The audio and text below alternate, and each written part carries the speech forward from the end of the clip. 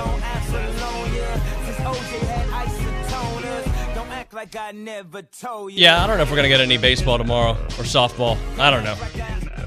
I see the weather reports not looking good for some Saturday baseball and softball and whatever else is happening outside. I got some kids' soccer to do, but that's all right. It is TexAgs Radio. We are presented by David Garner's Jewelers here in the Rollo Insurance Studio, and this morning I want to examine the quarterback battle just a little bit. We did a Luchador podcast last night. Billy came in, and we examined some of the big storylines going into this spring ball. And one of the things he talked about is that it is going to be a quarterback battle. That Max Johnson has all the intangibles that we heard about, and he's impressing people across the street there at Bright. He acts the part. He looks the part. He's doing everything right.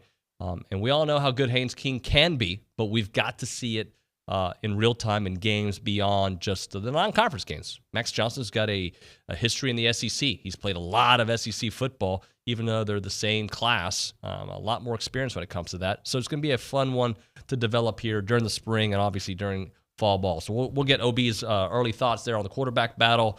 When are we going to know these things? Plus, we got to look back at Gary Blair. Last night, away from basketball, beautiful, right? The celebration of his amazing career, last home game as the head coach of A&M women's basketball. The game itself, not great, but he was honored last night. It was fun to see, and now we have set the table. We begin the Go Hour with my buddy Olin Buchanan. Good morning, sir. It's funny you should bring up that question about the quarterbacks, because earlier this week, my good friend and former boss and former TexAgs contributor, Mike Huganen, who now works for On3, sent me a message, and he said, okay, you're in Vegas and you're betting Quinn's college fund on the starting quarterback for A&M. Who are you going to bet on? And it's really a tough call, because Haynes King has been in Jimbo's offense for, 3 years. Mm-hmm. When he played, he looked good. Jimbo has said that Haynes King is an NFL caliber quarterback. Max Johnson has been a starter in the SEC and a productive one. And why did he come here if he didn't think going to start? And then there are those, and I understand why they say it, that think Connor Wigman is the most physically gifted of them all. So you got to bet your kids college fund, and you have to pick one. Who you picking? I'm picking Haynes King. I would too, based on that he knows the offense the best. But you just said, hey, Max Johnson's supposedly. But I think things, first off, we haven't seen them together at practice. So that'll go a long way. Sitting here, what is it, February the 25th? I'm using, what's the word? Is it deductive reasoning? I'm using my mind. Like, there's no reason to start Max Johnson right away because you have him. He's not transferring for a little bit. Haynes King can transfer the moment you say he's not the starter. Now, that's me thinking in today's college football world. So let's see what we have with Haynes King through some games before we make that decision. That's just me talking out loud, like how I would look at it today. But if we go to practice here in a couple weeks and we see Max Johnson, and then in fall camp, Max Johnson dominate, that's changing the equation. I'm basing this off of where we are, knowing the great athlete that Haynes is, what we think he's going to be, and also you have a little bit more time if you play it that way. Yeah, the only thing is I just don't know that you manipulate the situation like that. You just take whoever's the best guy and go. Roll with it, yeah. And I'm probably biased because, to be honest, because nothing against Max, but Haynes is a East Texas guy, and I like East Texas guys because I'm an East Texas guy. But the speed that he brings to the position, that extra threat. Mm-hmm. If he's a bona fide passer, and everything Jimbo's, in my opinion, has never lied. Now, he hasn't always shared everything, but he has never lied that I can remember. Somebody else might be able to tell me differently, but so if he's telling me that he really believes that Haynes is an NFL caliber quarterback, I'm going to believe him until I have reasons to doubt what he tells me. Sure. And if you feel like that's going to be based on arm and understanding where to go with the football and all those things. And Jimbo always says, I don't really have to make the decision. The team tells me The team decides who they're going to follow. Who are they going to follow? Now, they seem like they followed Haynes before, and they all admire him, but they'll probably admire Max and Connor as well. So I do think it's going to be a very interesting competition that is not going to be decided in we're not going to know till August. Right. In late August. Probably. Late August. And look, if you're doing like a pros and cons thing, I think the biggest pro for Max is that he has a lot of SEC experience. And that has, because we have zero SEC experience with Haynes. Zero. It's true. And, you know, as much as I hate to remind myself of it, Max was being sacked left and right last year and was, I think it was Tyree Johnson, but I might be mistaken, but was one step away from sacking him again. I think it was Michael Clemens, right? I think they moved Michael Clemens to the other side because I remember thinking, why Clemens is abusing this kid, this left tackle whose name I can't remember, but why are you moving him? You know, just keep going with what's working. So, but there was Tyree Johnson bearing down on Max Johnson, and he delivered that well-thrown ball for the game-winning touchdown. Yep, but when I team up with the Avengers and go back in time and fix things, I'm going to make sure I have a conversation with that official because that should have never happened. It was a push-off. No, I'm saying even before that, the Damani Richardson strip. Oh, Yeah,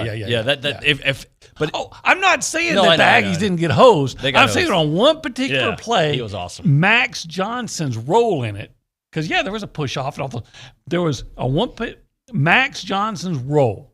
His role was to stand in, under pressure, find the right guy, deliver the pass that's catchable. He did everything he was supposed to do. I'm looking at Max Johnson's stats last year because when you think about what LSU went through last year, all the turmoil, all the dialogue, best receiver left. Yeah, I mean, and he still put up some incredible numbers. 2021 season, 2,800 passing yards, 27 touchdowns to 6 interceptions. See, and Zach had more than 6 interceptions. The year prior, where he didn't play a lot, but he played 8 touchdowns, 1 interception. Yeah, he so I'm not going to inwardly or outwardly, kind of support one guy. Inwardly, I kind of like to see Haynes for 2 reasons. Again, he's Texas guy, and I love a dynamic running quarterback. So I've got Zach's stats in front of me. And again, Zach, I need to go back and look, but I'm assuming he threw less, but maybe he didn't. 17 touchdowns to 9 interceptions. His quarterback QBR was 57.4. 184 completions to 328 attempts.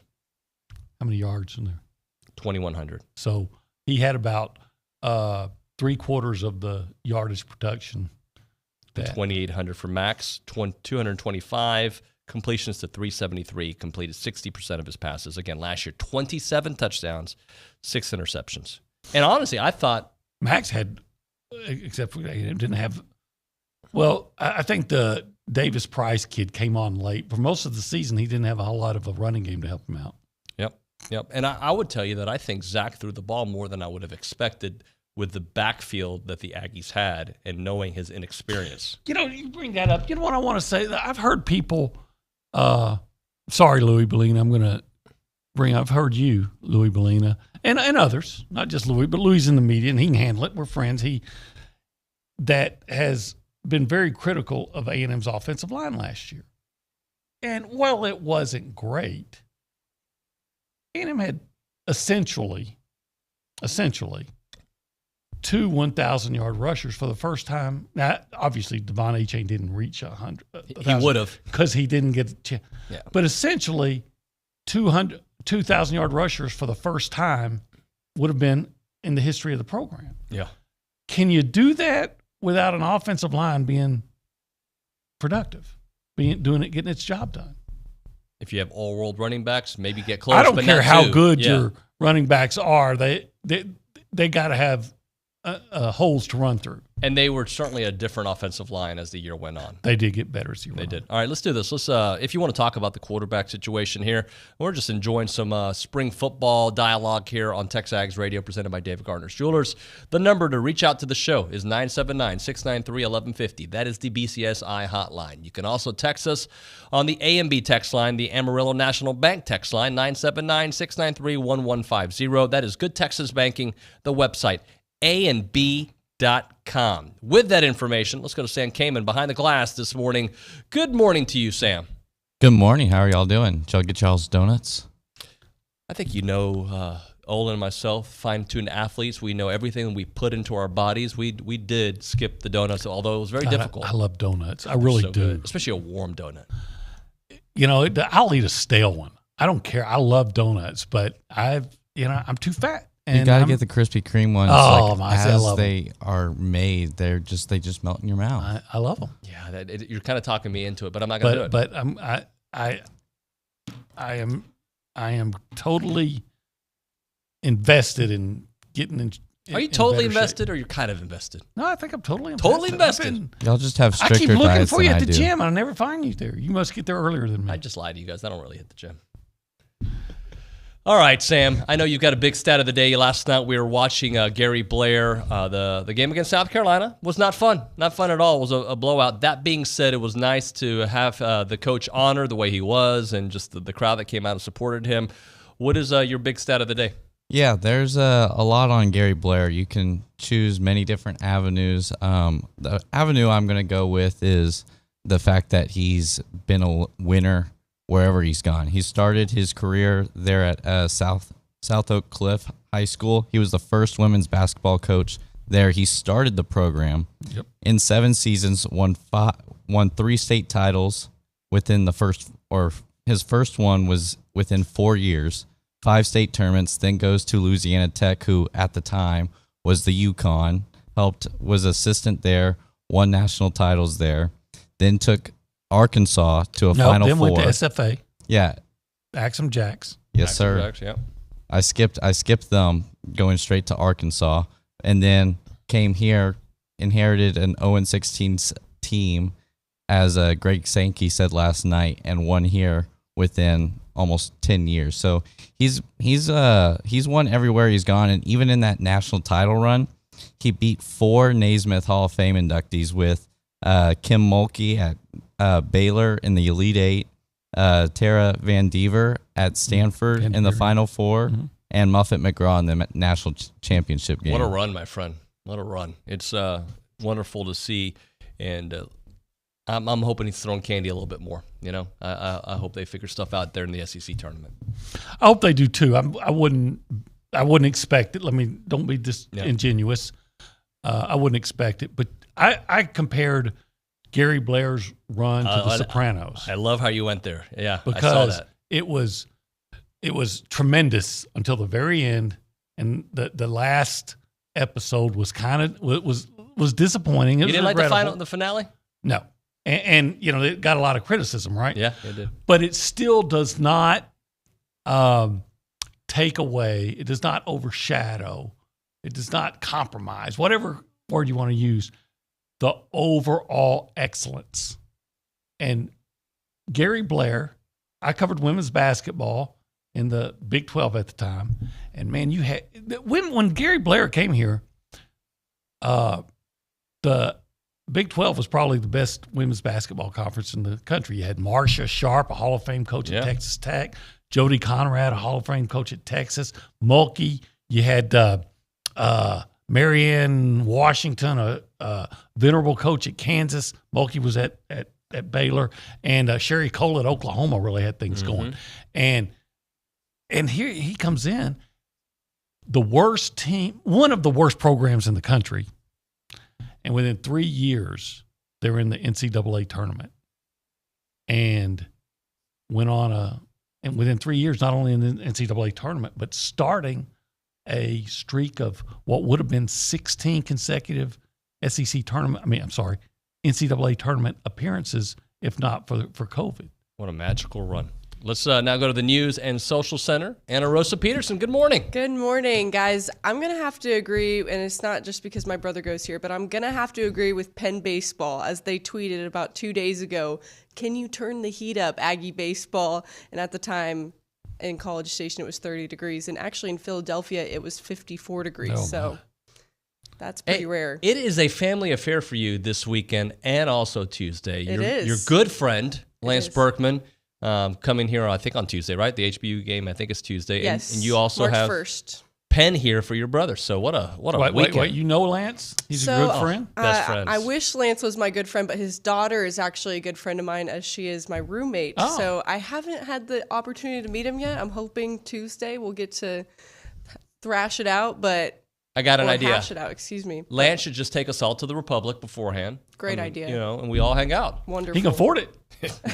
Yeah, you can. I met him. I did an interview with him. I've told you this. When he was with the Astros, I was with the Statesman. Mm-hmm. And I walk up to him and I say, hey, Lance, in the clubhouse. And I said, I'm Olin Buchanan from the American Statesman in Austin. He goes, I was wondering when you guys were finally going to come and talk to me. I said, what? He said, I'm from Austin. And very few athletes that I've dealt with over my 41-year career were more accommodating, more cooperative, and just nicer. Just Lance funny Berkman. too. He's everything. He's great. We're gonna try to get him on the show next week. So Right. I always say never judge anybody's personality and character based on a 20-minute interview, but I think he must be just a great guy. Anna Rosa, we've rambled a little bit this morning, so why don't you hold off on your news until the next segment? And we've got some text messages to get to on the A&B text line as well. And look at this, Art Briles for sure getting a gig. We'll talk a little bit about that and some other things happening in college football. Now a moment for the Association of Former Students. They've been around for a long time. We've been telling you what they're about for so long. We're about to tell you why they do it. And I'm going to tell you right now, the quick answer is you're the reason they do it. All you Aggies everywhere. The association is the oldest organization in support of that Aggie network. They've been doing it for over 140 years, and they continue to give to so many great causes around A&M. Scholarships, student assistance programs, traveling Aggies, tailgate, muster, class reunions, ring day, silver taps, Aggie band. So they're all over the place, and they've done it because your unique stories, the way you go about your life, and what Aggies mean to all Aggies all around the world is their main mission. And they love telling those stories, and they love helping out. To become a member of the Century Club is not hard. $100 a year, $9 a month. You'll get the plaque, you'll get the decal, you'll get the Texas Aggie magazine. Plus, you're continuing in the oldest, most inspiring tradition of Aggies helping other Aggies. To learn more about the impact of the association, make a gift, get involved, visit aggienetwork.com/giving. I'm Chelsea Reber with your community calendar on The Zone, brought to you by Christine Engler at AggieLoanExpert.com. With an easy refinance, save over $350 a month. NMLS 1309378, Equal Housing Opportunity. This month, Aggies can reduce their library fines by donating non-perishable food items. Find out more about the Food for Fines program at the library Ask Us desks on campus. Blinn Theater Troupe presents Tigers Be Still. Performances run February 23rd through March 4th. Purchase tickets online at blinn.edu/box office. The Arts Council of Brazos Valley awards multiple scholarships each year to deserving young artists in the Brazos Valley. Find more information and apply for available scholarships at acbv.org/scholarships. Support the Sexual Assault Resource Center through their Be a Light campaign by making a donation at sarcbv.org. That's your community calendar, brought to you by Christine Engler at AggieLoanExpert.com. I'm Chelsea Reber on The Zone. You know us through the Aggie Ring and our work helping current and former students. You also know that we work to uphold our traditions and help bring Aggies together around the world. We are the Association of Former Students, and it's our mission to provide resources, support programs, and cultivate the experiences that you know and love. But have you ever stopped and wondered why? Why does the association support Texas A&M and Texas Aggies? Why are we always here, there, and everywhere for the Aggie Network? Why do we tirelessly work to ensure that the Aggie experience is both unforgettable and life-changing? Well, you may be surprised to learn that the answer to why is as unique as your own Aggie story. That's why we created IamTheWhy.com, a place for shared Aggie stories and unique perspectives. It's where you can hear the why, see the why, and discover why Aggies like you are the why. Visit IamTheWhy.com today. The 8th annual Junior Achievement of the Brazos Valley, a whole new world bowl-a-thon is this Saturday at Grand Station Entertainment. Join celebrities, community leaders, and hundreds of supporters in the Bryan College Station area who are making a difference in the lives of Junior Achievement students. Junior Achievement educates students about workforce readiness, entrepreneurship, and financial literacy. Thanks to American Momentum Bank for their generous support, games, prizes, and more. Registration begins Saturday at 8 a.m. for a whole new world bowl-a-thon. Would you like to win a pair of tickets to see Journey in concert? It's Rodeo Monday on the Louis Bellina Show, thanks to Catalina Hatters and Texas Rose Boutique. Every Monday, listen for me to play a Journey song. When you hear the music play, open arms, don't stop believing. When you hear Journey play on the Louis Bellina Show, be caller number 11, and you win a pair of tickets to see Journey at the Houston Livestock Show and Rodeo. It's every Monday on the Louis Bellina Show, Rodeo Monday, thanks to Texas Rose Boutique and Catalina Hatters.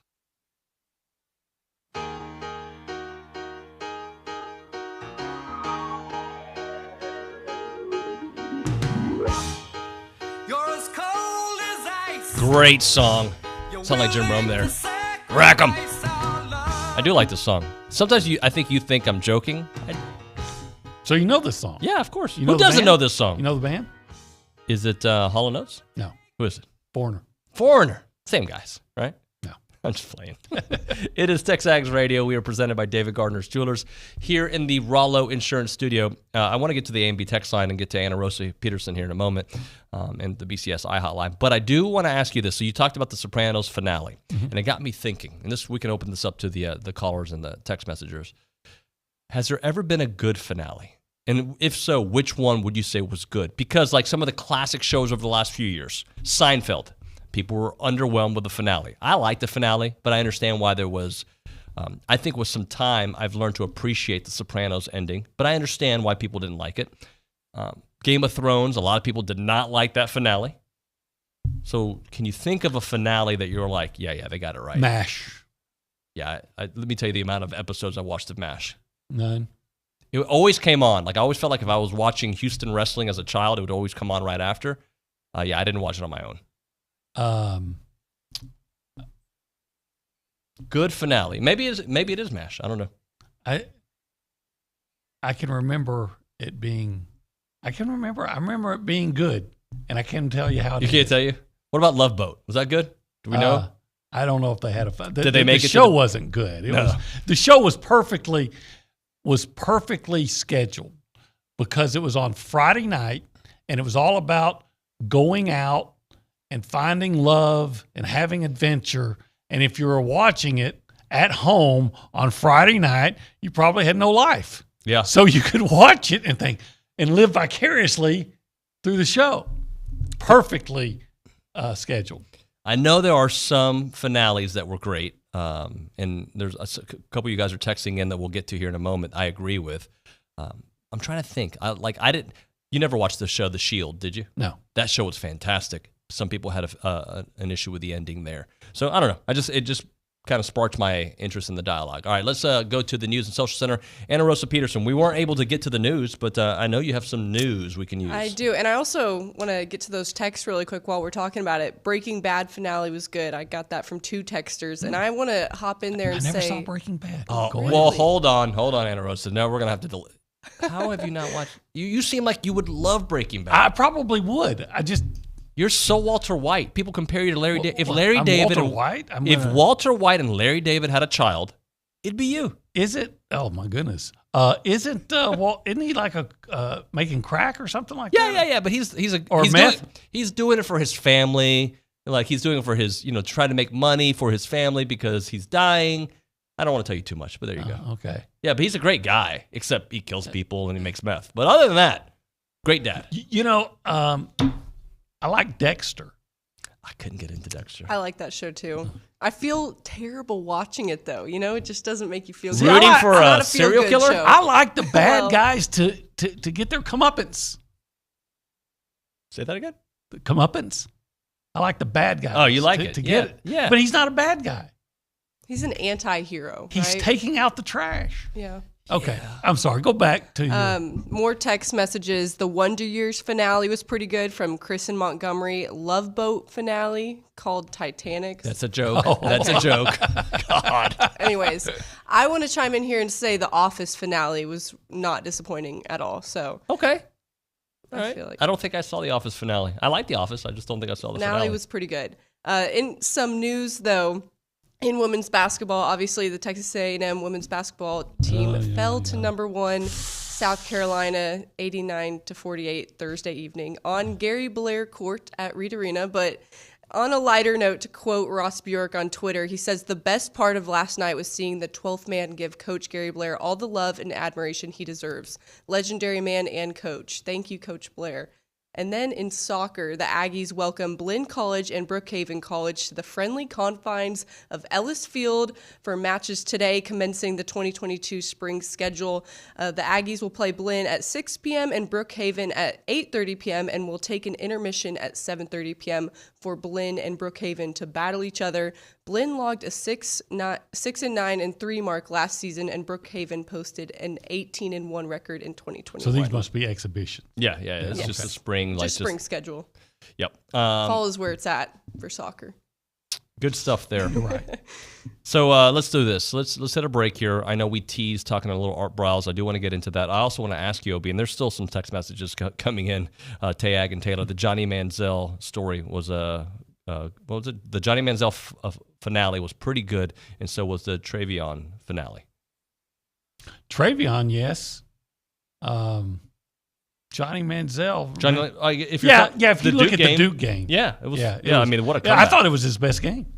That was his best second half for sure. That was incredible. All right, we'll hit a break here, and we'll come back. We'll get into some of those topics. I also want to break down the top quarterbacks in the SEC because we're talking about the A&M quarterback battle. 247 had a ranking. I don't know if I agree with the ranking, but I just kind of want to throw you some names out there that they had ranked. And USA Today's got a similar one out that we can kind of throw around right now. But I do want to talk about the Aggie loan expert, Christine Engler. She's been doing it for a long time. And with this real estate market booming, she's the one you need to call, guys. Homeowners are seeing record gains in equity in their homes. So if you're considering renovations to your home, debt consolidation, or need money right now, maybe you got kids going to college soon, or you're trying to do some kind of repairs at your house, Christine is the one who may have the perfect solution for you with those perfect rates out there. They're near all-time lows. They've been, kind of steadily staying in that same little area. You want to jump on it. There's never been a better time for a cash-out refinance. You could lower your monthly payment and get the funds you need right now. All you got to do is go to the AggieLoanExpert.com. It's actually AggieLoanExpert.com. Christine's been doing it for a long time. She's an Aggie. She loves it. Class of 97. She'll take care of you if you go there. She's got that 21-day guarantee to close you. She's doing really good work. Terms and conditions do apply. Christine Engler, Aggie Loan Expert, NMLS number 130-9378. Company NMLS number 1324641. Equal housing opportunity. Once had Olin do push-ups on air for good radio. Go figure. Are you ready? Let's begin. TexAgs Radio with David Nuño. Weekdays on the Zone. If you own construction equipment and need replacement rubber tracks, now's the time to get $200 off your next set of rubber tracks at WPI. Regardless of your machine's make or model, WPI can help. From custom hydraulic hoses, O-rings, and def to teeth, buckets, and blades is at your local WPI. Visit Jesse James at WPI's new location in Bryan. Hurry in. $200 off rubber tracks in soon. Highway 21 East at Marino Road or click WPI.com.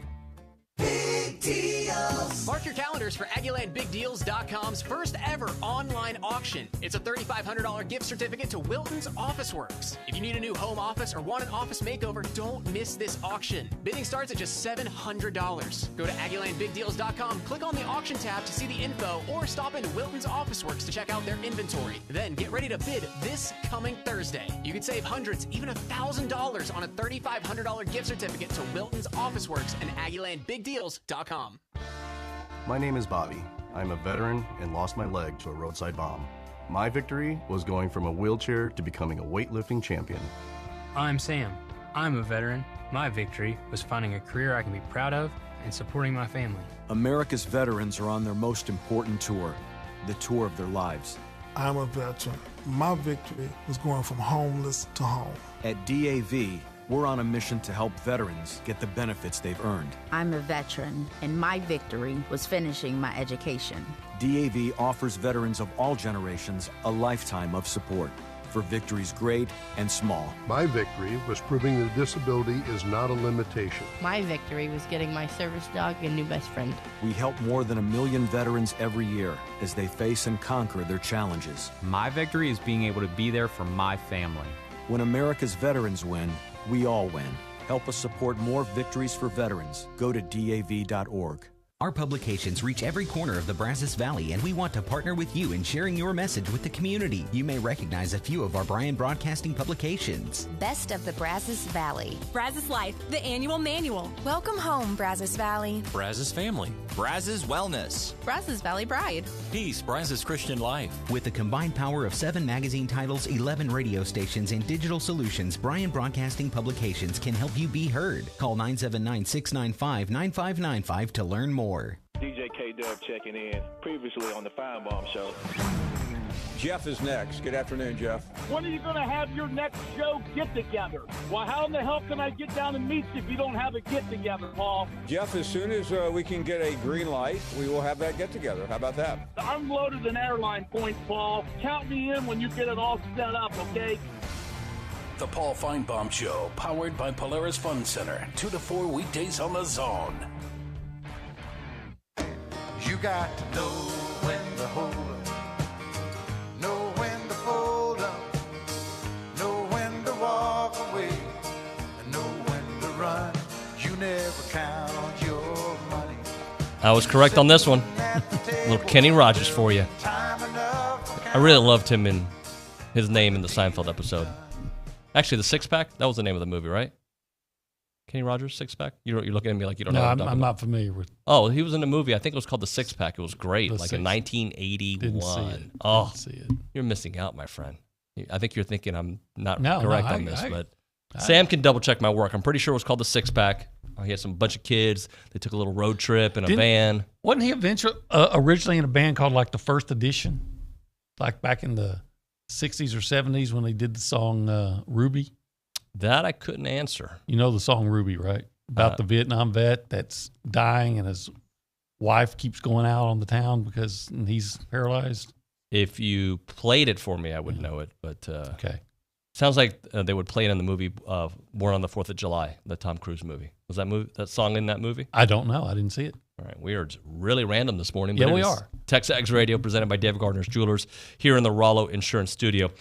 There was a text message, I'm trying to find it here, about Art Briles, basically saying he should not be coaching again for everything he went through there at Baylor. But Grambling did hire him. Do you think...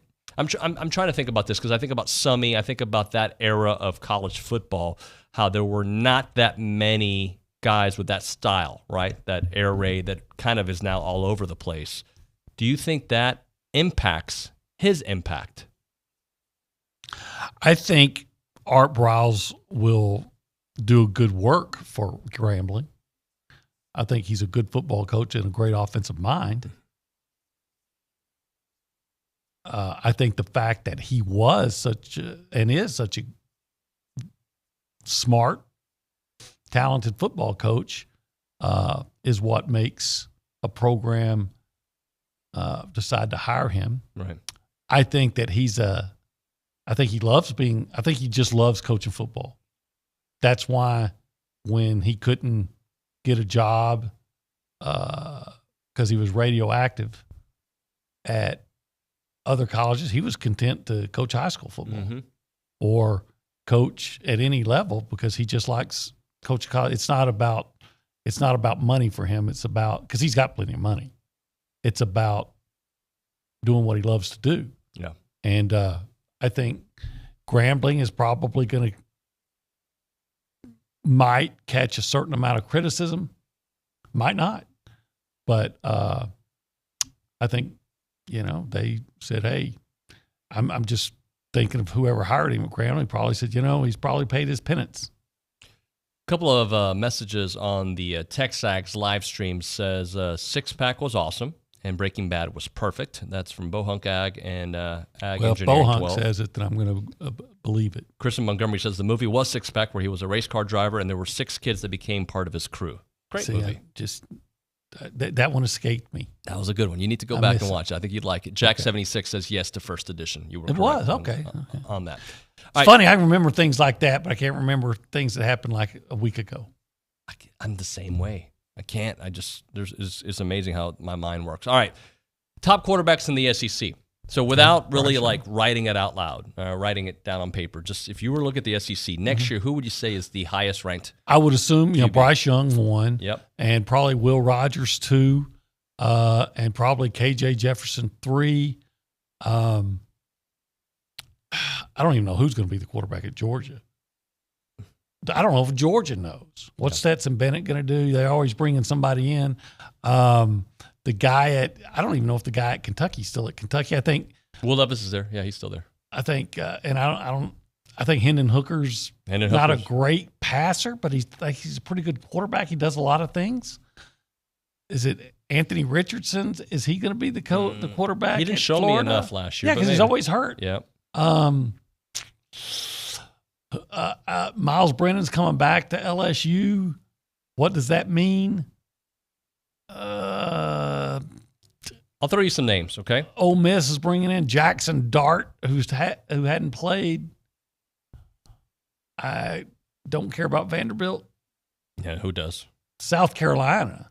So there you go. That's going to be interesting. Which Spencer Rattler shows up? Well, and Spencer Rattler is going to be an upgrade for South Carolina, but don't go all in and say, okay, now South Carolina is going to be, this special program because of Spencer Rattler. Spencer Rattler is a good quarterback. Spencer Rattler put up big numbers in the Big 12 for Oklahoma, who's always going to have better receivers than South Carolina. Well, better receivers than the guys covering them. Sure. Because Oklahoma is always going to be able to recruit better than every team in the Big 12, save Texas. So I don't know how – upgrade, no doubt about it. But he's not going to be behind the best offensive line in the league like he was probably for Oklahoma. Mm-hmm. Without a doubt from Oklahoma. He's not going to have receivers that are far superior to the guys covering them athletically that he did at Oklahoma. So is he going to be better? Yeah, but I'm going to take a wait and see attitude on Spencer Rattler. I got you. So this is the list they came up with. Bryce Young, number 1. That is obvious. Okay. They had KJ Jefferson, number 2. Okay. I like KJ. I'd put Will Rogers, but okay. 3 was Hendon Hooker. Okay. 4, Will Rogers. Okay. 5 was Spencer Rattler. All right. 6, Stetson Bennett. Okay. You can say, well, he did quarterback a national championship team. And then 7, Max Johnson. Who may or may not be the starter here. Or who may or may not be the starter. I think if A&M has the 7th ranked quarterback going into the season, then I think that speaks well of A&M's potential. Especially if we think he's the backup. Because if he's the backup, and again, there's a lot, everything has to be played out.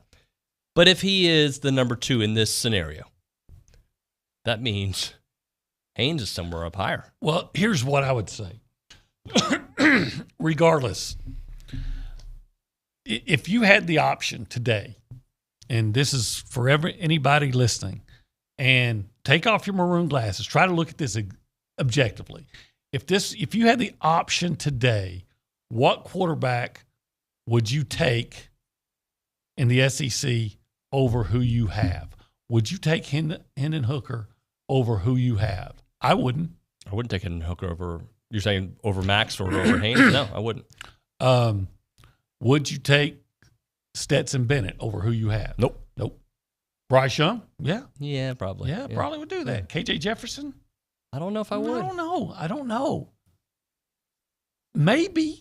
But, I mean, I have to think about it. I have to think about that with Will Rogers. Or is Will Rogers a product of his system? That's what I think. I mean, and he might be a really good quarterback in that system. And another name, I think A&M had the opportunity to go after this guy, and they didn't. Spencer Rattler. I don't think he's better than what they have here. You know, so Jackson Dart. I don't know. I haven't seen him. We may do the same dialogue 6 months from now and be like, or a year from now, and like, well, you know, it all shakes out differently. In November we might be talking about it and say, you know, I would take this guy, this guy, this guy, this guy, this guy. Or we may be saying, well, there's Bryce Young, and then there's Haynes King guy. Or Max Johnson, yep. So the remainder of the list, just for conversation's sake, Jackson Dart at 8, Will Levis at 9, Miles Brennan at 10, Anthony Richardson at 11. Guess who comes in at the number 12? Think Aggie. Huh? Think A&M. Haynes? No, Zach Calzada. Oh, yeah. I was just thinking A&M because of his. His See, time there here. you go. And we already know there's another quarterback in the SEC that you would keep who you've got. Right. And what does Vanderbilt come in? Number 12, 14, Vanderbilt? Well, 13 was Brady Cook at Missouri. So I guess he's. Yeah, because their quarterback left. Right. And then 14, Ken Seals. From Weatherford, Texas. Yeah. Kangaroo. So that's how they're. And look, nobody knows. Like, there's not enough information and film on Hendon Hooker for me to make an educated decision. He's not bad. No, but I still need to see more, right? KJ Jefferson, I like him. I don't think he's a game changer, but I do like him. I think he's a really nice quarterback. Spencer Rattler did fine for what he has to do. He did really well for what he has to do with Georgia. Really well. That's true. Excuse me. I'm sorry. I meant to say Stetson Bennett. I just read Spencer's name. Yeah. Spencer Rattler had a terrible year by what everyone expected from him. Heisman Trophy contender, not so much. Gets benched, 3 games into it? Right. Again, Spencer Rattler might end up being an NFL quarterback and all those things. I just have my doubts about him. If you lose your job at Oklahoma and you're struggling at Oklahoma with all the advantages you have at Oklahoma being in the Big 12, I wonder what you're going to do with one of the lower tier programs in the SEC. Yeah. Even in the East. I mean, it's just, I'm not saying Spencer Rattler's a bad quarterback. I'm just saying we saw what happened at Oklahoma when you're with the best team, or what should be the best team in one of the weaker conferences, as opposed to being on one of the weaker teams in the best conference. So if you look at this list too, and you kind of go down the list, and you're like, how many quarterbacks are actually returning quarterbacks? Bryce Young, returning. Yeah. KJ Jefferson, returning. Hendon Hooker, returning. Will Rogers, returning. Spencer Rattler, brand new. Stetson Bennett, returning. Max Johnson or Haynes King. Haynes King was supposed to be the starter, but he wasn't because he got hurt. So somebody new is going to be there for SEC play. Jackson Dart, new. Will Levis, returning. Miles Brennan, returning, but he kind of, right? Anthony Richardson, kind of returning. If Haynes King isn't listed as returning, then Miles Brennan isn't listed as returning. There you go. Brady Cook, new, and Ken Seals. So there you go. All right, guys, time to talk a little Milliken Reserve farm-to-table community in College Station. They got homes, they got trails, they got wide open spaces, they got great people and a great environment. You need to check it out if you are looking to relocate to the College Station area, or if you're here, or maybe you just want to go, do yoga. I don't know. Some of you guys probably do yoga, right? I know Olin's a big yoga guy. You can go check it out. They've got 2,600 acres of open space. They've got 30 miles of trails. They got homes. They got it all. They got a wooded landscape that you've got to check it out. It is wonderful, and an extensive trail system there. You'll love what you see there. Olin's doing this we got to put this on the big screen. This is really good. They got hiking, they got biking, they got canoeing, they got kayaking, they got equestrian trails, evening yoga, summer camps, music festivals, and farmer market tours. Need to go learn more about them. He's going to fall at millikenreserve.com. millikenreserve.com. I'm Chelsea Reber with your community calendar on the zone, brought to you by Christine Engler at AggieLoanExpert.com. There's never been a better time for a cash-out refinance. NMLS 1309378, Equal Housing Opportunity. The Arts Council of Brazos Valley is hosting Empty Bowls Jr. this Saturday from 11 a.m. to 1 p.m. at Allen Honda. This annual fundraiser is for arts programming for children and assisting local area in-school food pantries. The Brazos Valley Farmers Market is open in downtown Bryan each Saturday from 8 to noon. All produce is grown locally from friends and neighbors you know and trust. NAMI Brazos Valley hosts weekly online support groups for those impacted by mental illness. Groups are confidential and led by trained facilitators. Visit NAMIBV.org for more information. Find out more about current and upcoming events and exhibitions at the University Art Galleries in the MSC. Go online to uart.tamu.edu. That's your community calendar, brought to you by Christine Engler at AggieLoanExpert.com. I'm Chelsea Reber on The Zone. Our rural Texas values are under attack from liberals who want to take our freedoms, steal our elections, and open our borders. But lifetime rancher and Texan Kyle Cassell has never stopped fighting for our conservative values. In Austin, State Representative Kyle Cassell has sued the Biden administration to stop their unconstitutional federal vaccine mandate, passed legislation to increase penalties for fraudulent ballot harvesting and mail-in voting, and invested billions for a comprehensive border security solution, and will do whatever it takes to seal our southern border and stop the smuggling of immigrants and drugs into our Texas communities. I'm Kyle Cassell, and as your state representative, I will stop Biden's unconstitutional mandates and defend the integrity of our elections, secure our power grid, and make sure we have good teachers making good pay for a job well done. I'm Kyle Cassell, and I'd be honored to have your vote for the Texas House. Political advertising paid for by Kyle Cassell Campaign and is responsible for the content of this advertising. We're here with Jason Rollo of Rollo Insurance. Jason, when we say the difference is real, what does that mean? Well, first of all, when we use the term real, we're speaking about being genuine. And I think that anyone who does something in a good way has to be genuine. But also when I think about the term real, I think about rates, education, assets, and life. Many people think that insurance is about rates. Although that's important, it's actually about education of what you're buying to protect your assets, and we want to do that for the life of the client. For more information, go to RolloInsurance.com/TexAgs.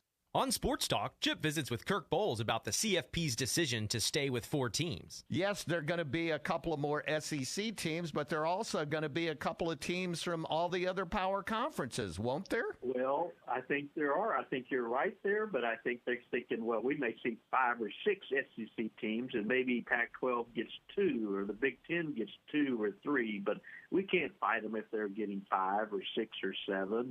Sports Talk, weekdays at 4 on The Zone.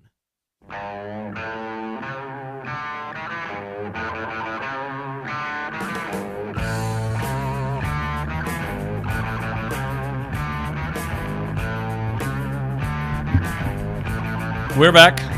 We are TexAgs Radio. We're presented by David Gardner's Jewelers here in the Rollo Insurance Studio. Appreciate everybody listening in on the show today. I want to remind you about David Gardner's Ring event happening right now through tomorrow. You better jump on it right now, guys. Take the tour of the David Gardner's Design Studio and Workshop. See what happens behind the scenes. Find out how you can be involved in the making of your ring. You can shop the largest selection at the best prices of the year. Enter a chance to win $1,000 back on your engagement ring purchase while they have an extended merchandise selection. Stop in to try all the rings on. See what you like. Fill out a wish list for a chance to win $500 gift certificate to David Gardner's Jewelers. All right, OB, it is now time for Bank on It, presented by Vera Bank, authentic relationship-based banking built for real life. Go see Joel Jackson and the team. You can learn more at verabank.com. As I probably didn't warn you, do you want me to go first? Yeah, go first. All right, let's see. What do I want to bank on? I'm banking on Quentin Jackson. Okay, Man, I don't blame you. I'm going to say he's going to make it 11 straight games in double figures, and I'm saying he's going to go 3 straight games with above 20 points. He's been playing at a very high level, and I think he's become the focal point. There's no think. He has become the focal point of that offense. They've been playing better basketball recently, so I'm going with what Q has been doing. I'm banking on him, and it's not a hard bank on, right? You know, I don't take a lot of risk. This is an easy one for me. Quentin Jackson is going to score 20-plus points and double figures for the 11th straight game. I like that. It's safe. I think one of the things that A&M has done to play a little bit better basketball is they're putting the ball in his hands more. Mm-hmm. They're changing their guards and they're taking out guys who are struggling and saying, Quentin is not a point guard. Radford aren't a point guard, but when we get the ball past midcourt, let's put the ball in their hands at the top of the circle because these guys are productive. And because of that, I'm going to bank on A&M winning back-to-back games for the first time. Let's go. How long has it been since they beat Ole Miss and Missouri back-to-back? And now they're going to Ole Miss again. Now, Ole Miss is going to be tougher at home, but Ole Miss lost a guard for the season of last month. And I got to admit, I couldn't tell you who he is. I just remember reading it from my good friend Parrish Alford, who covers Ole Miss for the Tupelo paper. So I'm going to have to call Parrish. But they beat Ole Miss once. They're starting to figure out that, hey, let's just get the ball in the hands of our best guys and let them create and do whatever they can do. And I think it's working. The Aggies back-to-back victories. That's how I'm crawling out on a longer limb than you are. I think you got a layup. Man, mine's easy. Yeah. Of course, A&M and layups hasn't always been that reliable. If you look at the last game. But the last game, they were finished. 2024, right? Yep. So if they win back-to-back games, is that 3 of 4? Is my memory serving me correct? Or 3 of 5? If they win they will have won 3 of 4. They have and should have won 4 of 4 because I still can't believe they lost at Vanderbilt. I can believe it, but I think they shouldn't have lost at Vanderbilt. So, they beat Florida. And then let me ask you this. If they were able to win, and we had this same conversation, by the way back when they were playing Kentucky, but let's just, for conversation's sake, they win that game. They've won 3 of 4. Now you go to Alabama. Don't you feel a lot better? Like, I'm not saying that if all these games are close, now you feel like you can win these close games again. I never feel good for this A&M team on the road. Yeah. But I'll feel better with the fact that, they've won some games. But just look historically at what this, go back and look at what this team has done on the road. And I don't see how you can feel comfortable. 3 more games left. Hopefully they can take the next 2 of 3 would be really nice. That would be good. That's going to be hard, obviously. But you got Mississippi State coming here. Yep.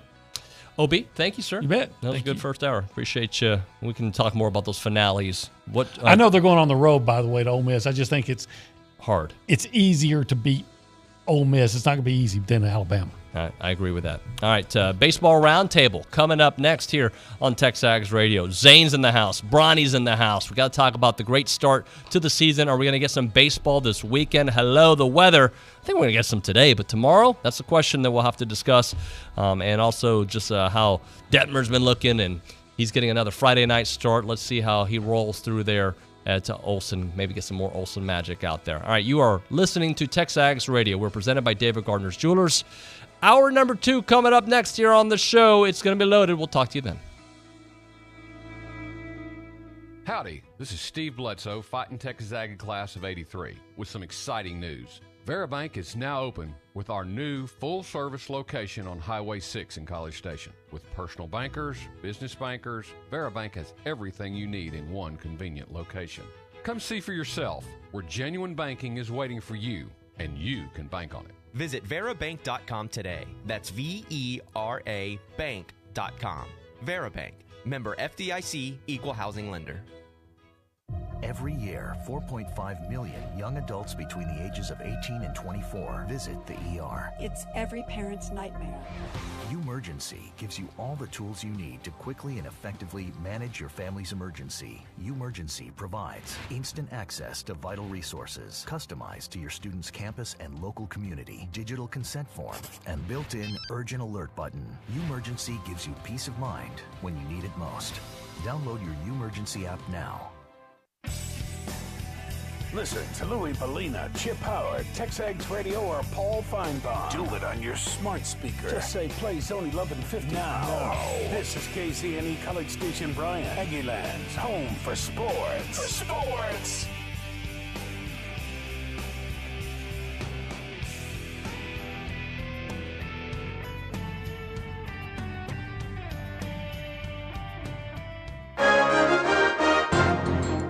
From WTAW, this is a news update on the zone. Gary Blair given a standing ovation while addressing the crowd last night after his final home game as Texas A&M women's basketball coach. I'm going to be there giving instead of sitting back on the couch listening to what I've done. I'm more interested now in what I'm doing. Blair told the crowd to support other Aggie sports as well as local high schools and junior high teams.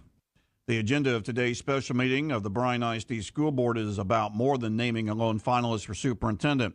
Board will decide how to proceed with redrawing boundaries for board member districts, something that was recommended by the consultants earlier this week due to population changes from the 2020 census. Bryan ISD's future transportation and maintenance complex has a name, but the district still does not own the land where it will be located. School Board President Mark McCall asked about the technicality after Monday night's board meeting. We always seem to have an issue with fences somewhere, and so it is a fence line that is holding up the process right now, but we're looking forward to closing that next month. The land acquisition from Blinn College, one of the subjects discussed during a 2-hour executive session. Texas A&M police has received 17 reports of stolen catalytic converters in the last week. Lieutenant Bobby Richardson says most of the targeted vehicles are Honda cars and Toyota trucks. Prevention tips includes adding security devices and etching driver's license and/or vehicle identification numbers. The remains of a Madison County woman who was reported missing February 3rd were found in what investigators called a clandestine grave in rural San Jacinto County. 2 people have been arrested in the death of 27-year-old Megan Martinez. While the fate of the Texas 6-week abortion ban law rests with the state Supreme Court, Planned Parenthood says in the last 6 months, there's been an 800% increase in calls to clinics from neighboring states. Vast majority of the increase comes from women living in Texas who want to end their pregnancy. That's news on the Zone. When your diesel truck or construction equipment needs DEF, WPI has the best price in town. Only $8.50 for 2.5 gallons. Regardless of your machine's make or model, WPI can help. From custom hydraulic hoses, O-rings to teeth, buckets and blades. Any part, filter, fluid, battery, or lighting is at your local WPI. Visit Jesse James at WPI's new location in Bryan, Highway 21 east at Marina Road, or click WPI.com. The flagship station for Aggie Athletics is The Zone. Whenever the Aggies are playing, you can hear them right here at 1150 and 93.7 FM. Thanks to our listeners and our Aggie broadcast sponsors.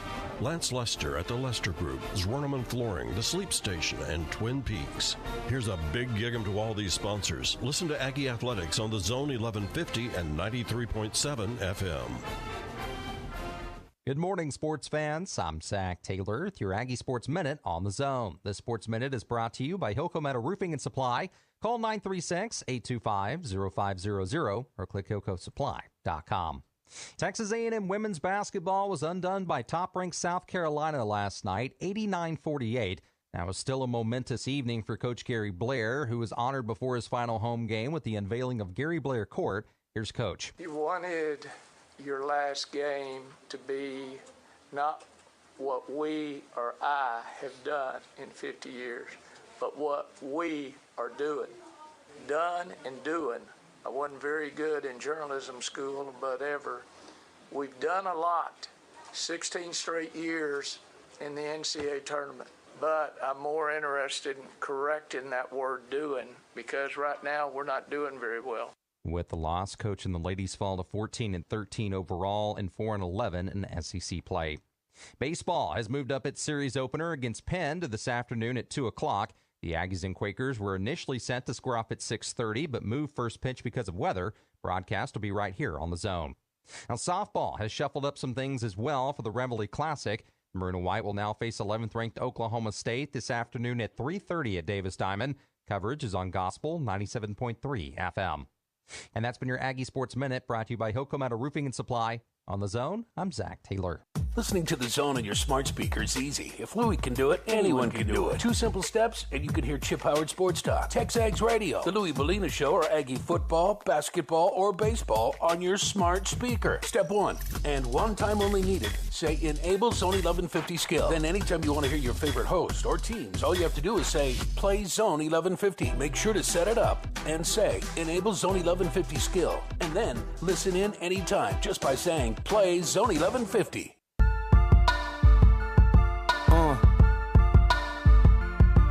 Good morning. Good morning. Good morning. Little good morning there, Kanye West, TexAgs Radio, presented by David Gardner's Jewelers. We're here in the Rollo Insurance Studio. It is now time for the Baseball Roundtable. Scott Clendenin is on assignment or doing something, so we've got Richard Zane and Ryan Brauninger, just those two baseball experts. Good morning, my friends. Whoa. I would, expert. Applied Richard to Zane. me is Actually, even to me, I'm not a baseball I don't know. expert. I'm trying to be nice to my guests, pump you guys up, but yeah, it's fine. You know what? I Just lowered my chair. two average guys in studio. There we go. Let's just do that. Yes. Welcome to the show, guys. I lowered my chair like David has lowered his standards on using the word expert. I always know when you do a show here because you do, like I bring the chair high. H-time, baby. Drop it low. Is that how you drive? You have your... H-time. No, man. No, I don't. You don't. I don't drive like that. But... You drive like crazy man, though. No, I don't. I feel like it is real cold, and I'm glad they moved this game up to 2 o'clock because tonight it was only going to be worse. How cold is it supposed to be tonight? I mean, it's got to be dipping into the 20s tonight. Like it's gonna be mid- cold this 40s afternoon. today. When did we move to Minnesota? Like, it's been terrible this winter. Minnesota? I mean, yeah, but it's been worse. Like last year, I think about like opening day, Ryan. You remember they had to push back opening day against Xavier, had that doubleheader because of the ice storm. For what it's there was worth, still ice in some of the sections. my radar is showing that there's freezing rain in the area. Yeah, tonight. Right? No, now. Oh, now. Oh, Yes. good times.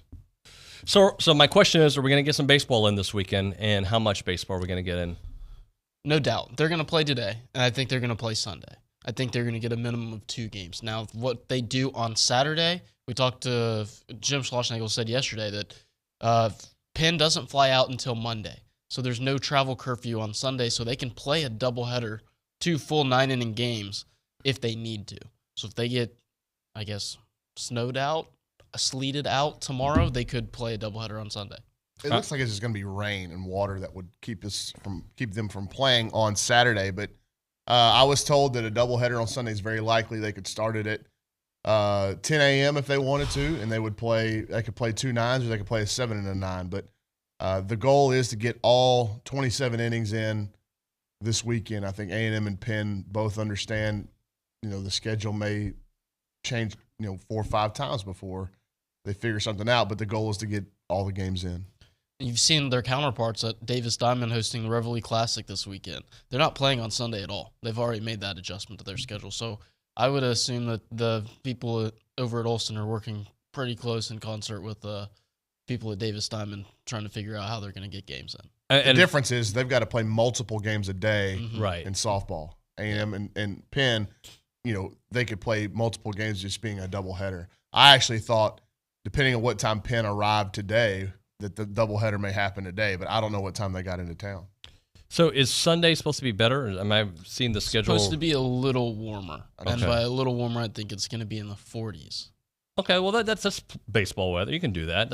Yeah. Yeah. I mean, you can play in what they've got right now, for sure. Yeah, there's an 82% chance of rain on Saturday, tomorrow. And then Sunday, it goes down to 15% in the high of 60. So you can play on Sunday, for sure. I feel like we're the KBTX weather team here, breaking things Shotgun down. Bronny's a amateur meteorologist these days. So, all right, guys, let's get into the early results this year. I know you can't read too much into anything, but just what have you seen from the team as a whole, players, these early 4 games, just and I'm not talking about results as in W's. I'm saying just at-bats, pitching, throwing strikes, fielding. Bronny, I'll let you go first, man. I mean, it's as good as you can ask for. I don't know that – I mean, what was your goal here in the first 4 games? Well, you needed to win the games because Jim Schlossnagle has said he tries to win every game, but also for your postseason resume building, all these kind of low RPI non-conference games, they need to be wins. So A&M has come out and they've won 4 in a row. You've done it in different ways. Different elements of your team have stepped up in all of those games. I think the most consistent thing we've seen so far has been base running and defense. Okay. Now, I know Coach Schlossnagle would like for pitching to be in that mix, because I thought what he said in yesterday's press conference was brilliant about hitting. Like hitting, you can work on it all the time, every day, but the averages of hitting are still are such in the defense's favor that hitting comes and goes. You have to be okay with some days you're really going to hit, some days you're not. You can't go out there and hang your hat on 7 or 8 runs per game. One thing that has to be really, really good is pitching and defense. We've talked about this before. 3 out of 10 times as a hitter means you're a really good hitter. 3 out of 10 times as a fielder means you're a really bad fielder. Most teams that go to Omaha fielded the 960 to 970 region. That means 96 to 97 plays out of 100 have to be made. Okay, A&M's well above that right now. Obviously, it's 4 games in. But I've been really pleased with the way they've played defense and the way they've run the bases. And I think Schloss said this, and tell me if I'm wrong here. It doesn't matter who's hitting the ball. You still have to make the same play. Yeah, once the ball's put in play, it's a ground ball is a ground ball. Fly ball is a fly ball, and a line drive is a line drive. So once the ball's put in play, it doesn't matter who hit it. Where the game changes is who's throwing the ball to the hitters, the amount of athletes that are on the opposing defense, their ability to play catch, on your opposition's ability to play catch from behind the plate to second base and from the infield spots across to first base.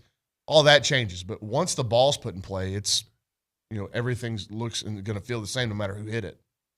Defense has been really impressive. I mean, everything Bronny said is obviously correct because he's a genius baseball expert over here. He's okay. Yeah, but right. I mean, you're seeing a guy like Trevor Warner's playing a premium defensive position at third base, and he's doing it well. Ryan Targach comes in and plays first base for Jack Moss on Sunday, and there's no drop-off. Guys all over the field are making plays. Austin Bose makes a great play in left field despite he's got that back injury he's still coming back from. So they're playing defense at a really high level, and that's really what stuck out to me through 4 games so far. And then as Bronny mentioned, on the base pads, they're more aggressive, and they're playing freer and faster than I think I've seen in a very long time. They're going to end up running into some outs just because they're aggressive by nature. But what it's done early in the year, especially for a team like Fordham, and you saw it on Friday night, is it forces them to catch and throw the baseball. And teams that haven't been outside as much as A&M, like Penn this weekend, I think you can take advantage of that and you can steal some runs. A&M did it against Fordham the entire weekend. Steal some runs by being aggressive on the bases and making them, whether it's stealing bases, whether it's taking an extra base on a ball to the outfield or on a double cut on a relay. Nolan Cain being aggressive with Brett Minnick. That's how A&M scored their first run of the season. I mean, the ball's at 400 feet away from home plate. You're going to be aggressive sending your guys around the bases because they've got to make 2 perfect throws to get you out from 400 feet away. You just bet on teams from up north that haven't been outside. You bet on them not to be able to do that. Maybe later in the season, if it's Arkansas or it's Vanderbilt, they get a stop sign, But right now, and especially during this part of the schedule where you've got to rack up your wins, you're going to be aggressive.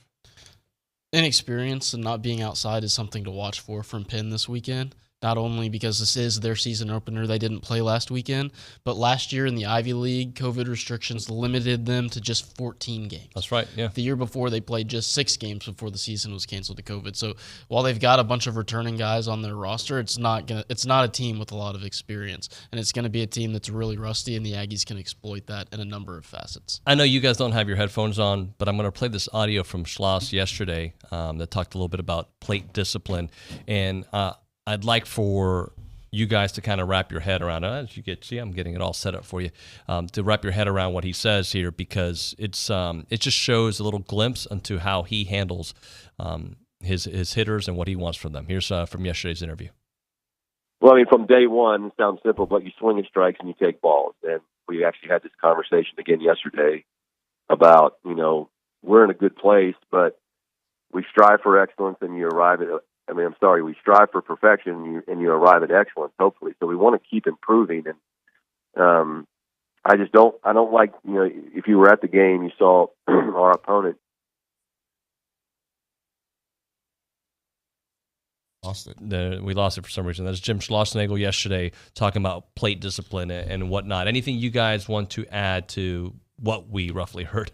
Well, I know exactly what he was saying because I listened to that interview. He's talking about the opponents. The opponents were on swing and getting themselves out really early in counts. Think about Chris Cortez threw, I believe, a 5-pitch inning. He got 2 innings in Sunday's game, only need 11 pitches to get through it. But on the other side, A&M's taking pitches, working counts. That's how you see at-bats like Logan Britt's. I know we keep harping on that 9-pitch walk-off home run, but I mean, that's a professional at-bat. That's a different approach that we haven't seen from a guy like a Britt or a Taylor Smith, who is also now working counts. You know, we saw him take a walk in one of those games as well. It's something we wouldn't have seen from him last year. So the approach at the plate is definitely a much more mature approach, and it's something I think the Aggies can hang their hat on early on in the season. I think professional is the right word. I wouldn't say it's more aggressive approach. Like, I think it's aggressive to areas of the plate depending on counts. I think they're way more disciplined in terms of getting their swing off at the pitch they're looking for.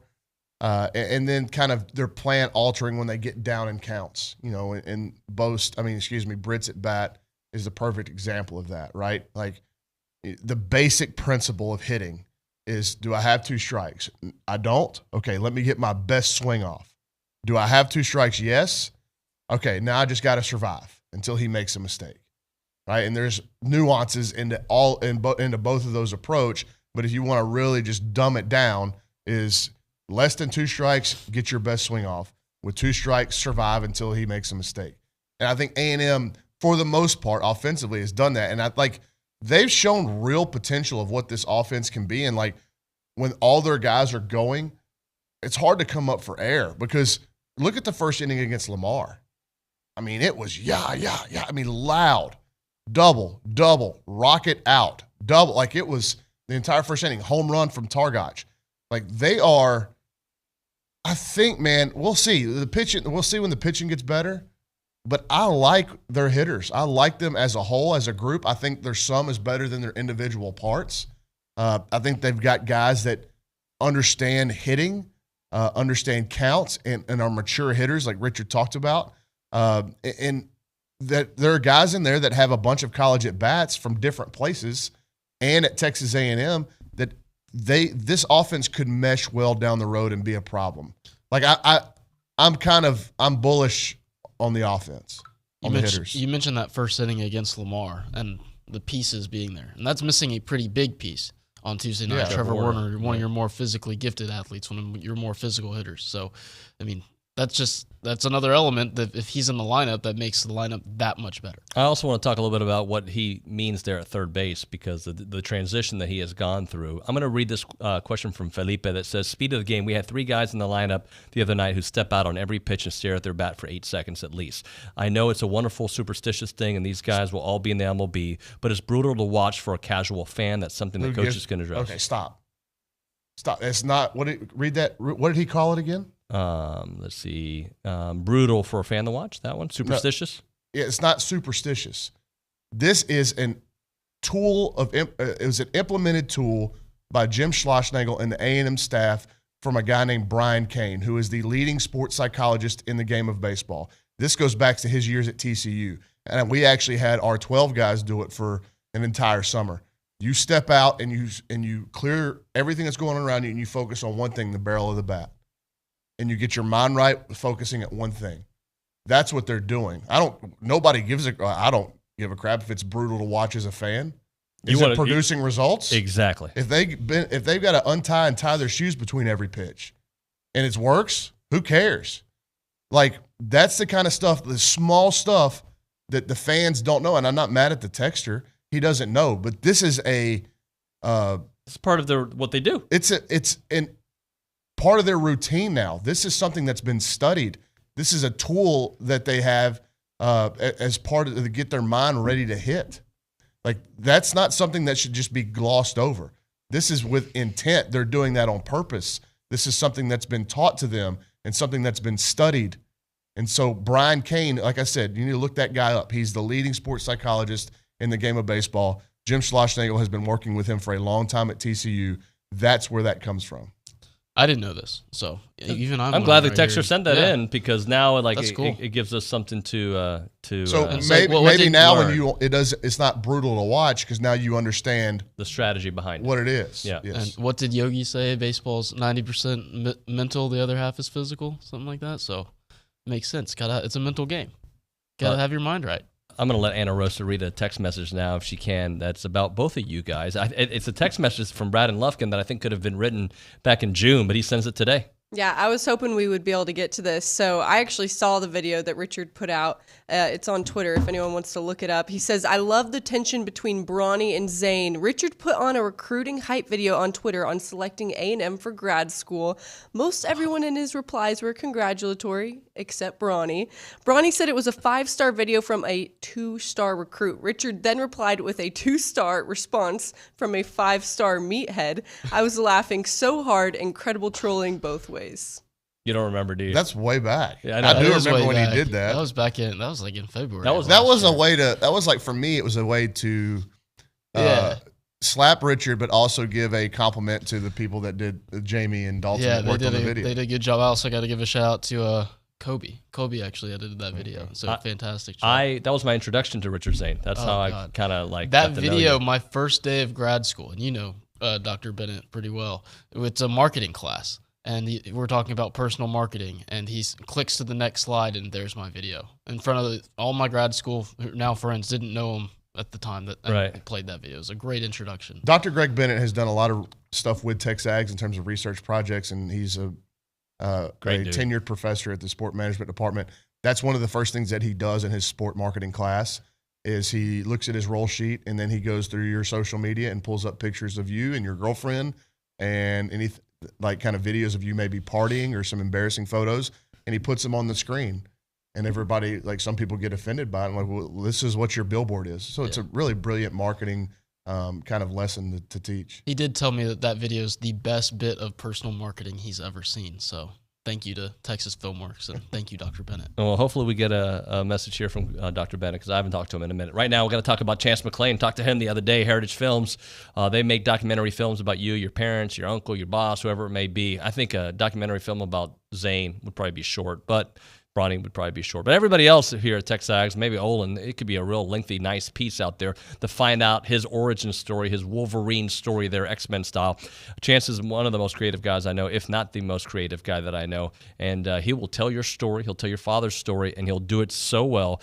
Lights, camera, action. They bring the whole crew to your house. They get pictures from your past, videos from your past, and they put together like a Hollywood-esque movie. That's what Heritage Films does, and that's why you need to go to yourheritagefilm.com. The website is yourheritagefilm.com, and the phone number for Chance and his crew, 713-893-8341, 713-893-8341. I'm Chelsea Reber with your community calendar on The Zone, brought to you by Christine Engler at AggieLoanExpert.com. With an easy refinance, save over $350 a month.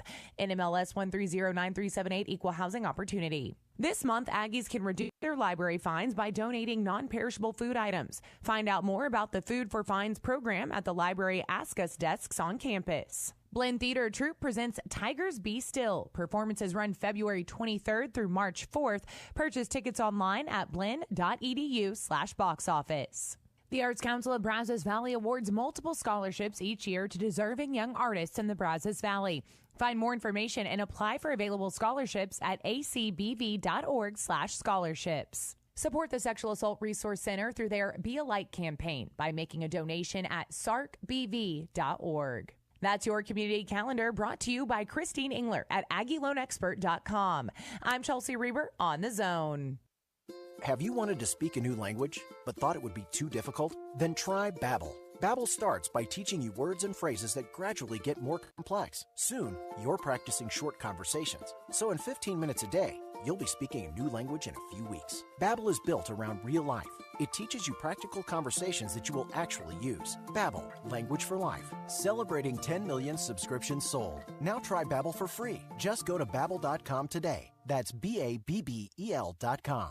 Start your sports day with Keyshawn, J. Will, and Max, powered by WC Tractor. Weekday mornings from 5 to 8 on 1150 AM and 93.7 FM. Or just tell your smart speaker to play Zone 1150. WC Tractor is your local award-winning Kubota and New Holland dealer. Call them with your questions at 1-888-8-TRACTOR. That's 1-888-8-TRACTOR. Or check them out online at WCTractor.com. Rise and shine. Weekday mornings from 5 to 8 with Keyshawn, J. Will, and Max from ESPN Radio. Powered by WC Tractor. Here on The Zone. The flagship station for Aggie athletics is The Zone. Whenever the Aggies are playing, you can hear them right here at 1150 and 93.7 FM. Thanks to our listeners and our Aggie broadcast sponsors. Lance Lester at the Lester Group, Zwerneman Flooring, The Sleep Station, and Twin Peaks. Here's a big gig-em to all these sponsors. Listen to Aggie Athletics on The Zone 1150 and 93.7 FM. Would you like to win a pair of tickets to see Journey in concert? It's Rodeo Monday on the Louis Bellina Show, thanks to Catalina Hatters and Texas Rose Boutique. Every Monday, listen for me to play a Journey song. When you hear the music play, open arms, don't stop believing. When you hear Journey play on the Louis Bellina Show, be caller number 11, and you win a pair of tickets to see Journey at the Houston Livestock Show and Rodeo. It's every Monday on the Louis Bellina Show, Rodeo Monday, thanks to Texas Rose Boutique and Catalina Hatters.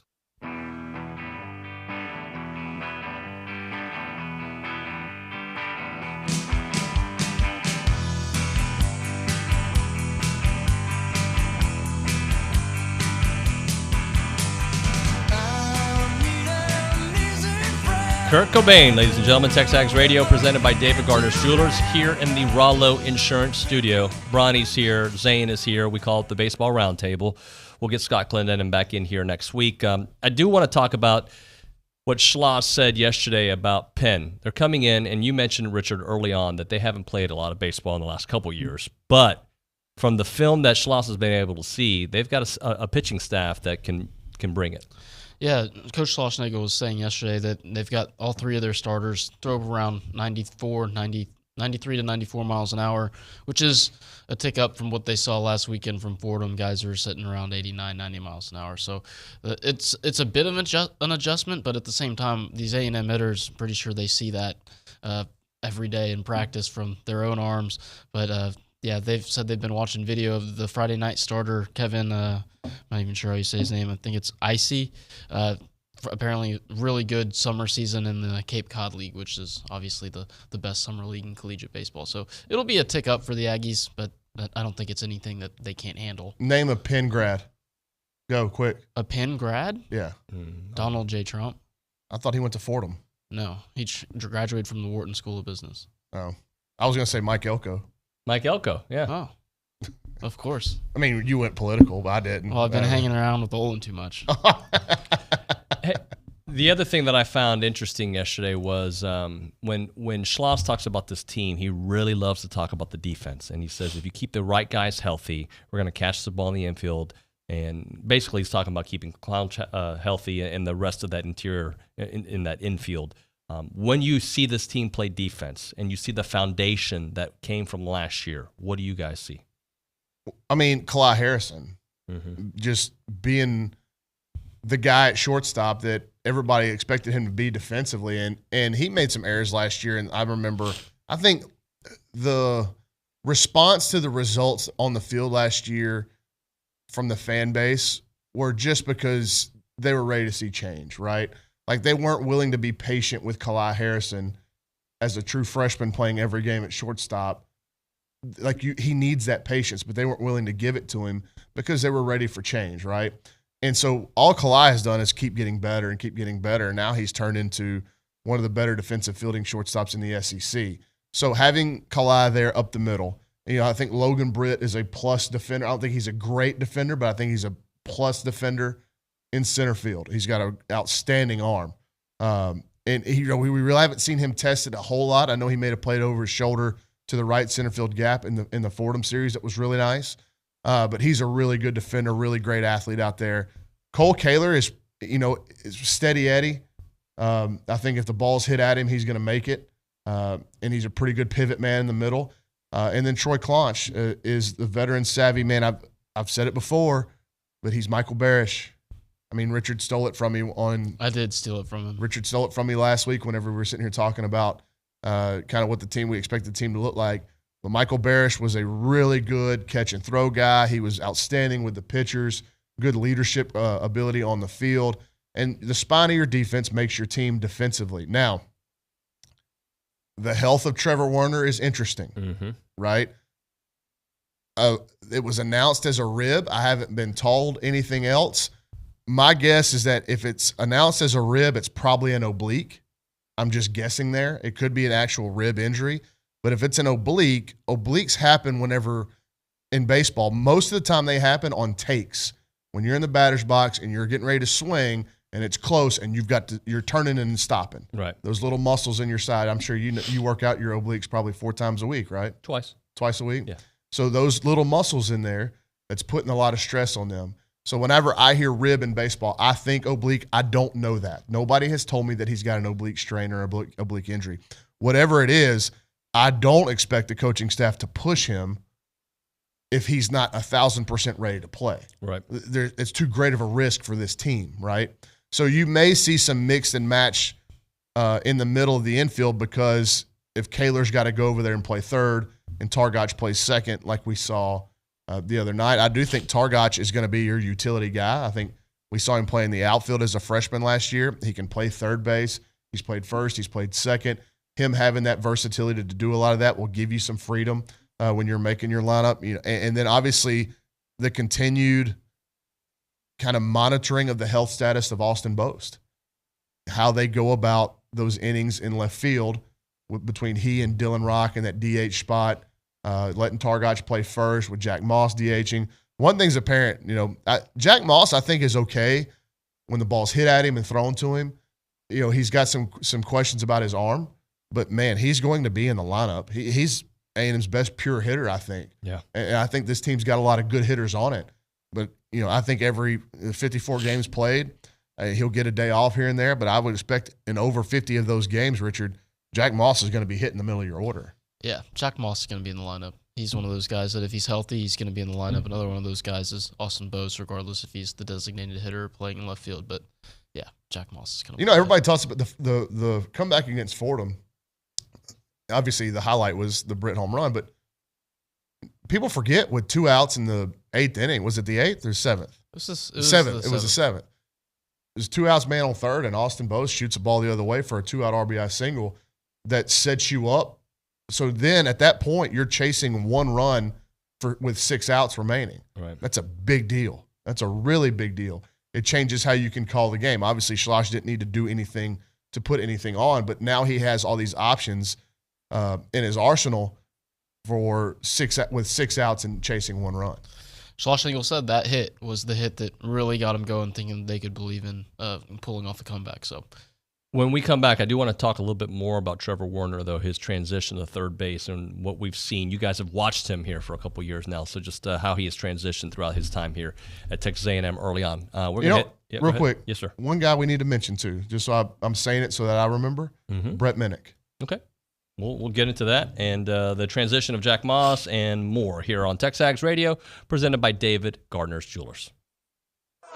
It's like when they replaced Aunt Viv on The Fresh Prince. David Nuño on TexAgs Radio, weekdays on The Zone. Chili Fest 2022, presented by Miller Lite, is headed to Snook, Texas, April 1st and 2nd for 2 days of live music, including Saturday performances by Tanner S. Ray, Pecos and the Rooftops, Colby Cooper, Easton Corbin, and headliner Co Wetzel. And Friday with Joey Greer, Treaty Oak Revival, Cody West, Mike Ryan, Flatland Cavalry, College Station. Them boys are good to me. And headliner, the Randy Rogers Band.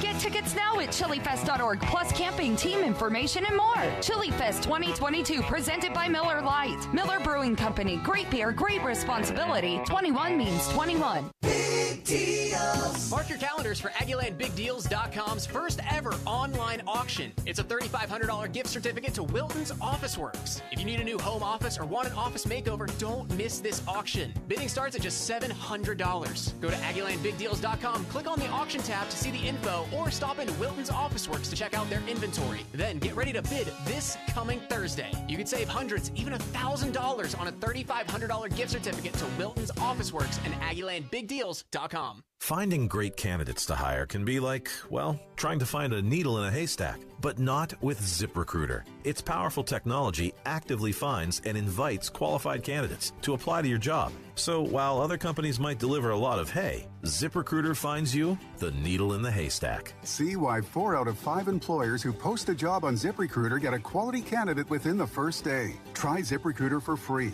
at ZipRecruiter.com/free. That's ZipRecruiter.com/free. This is ESPN Radio.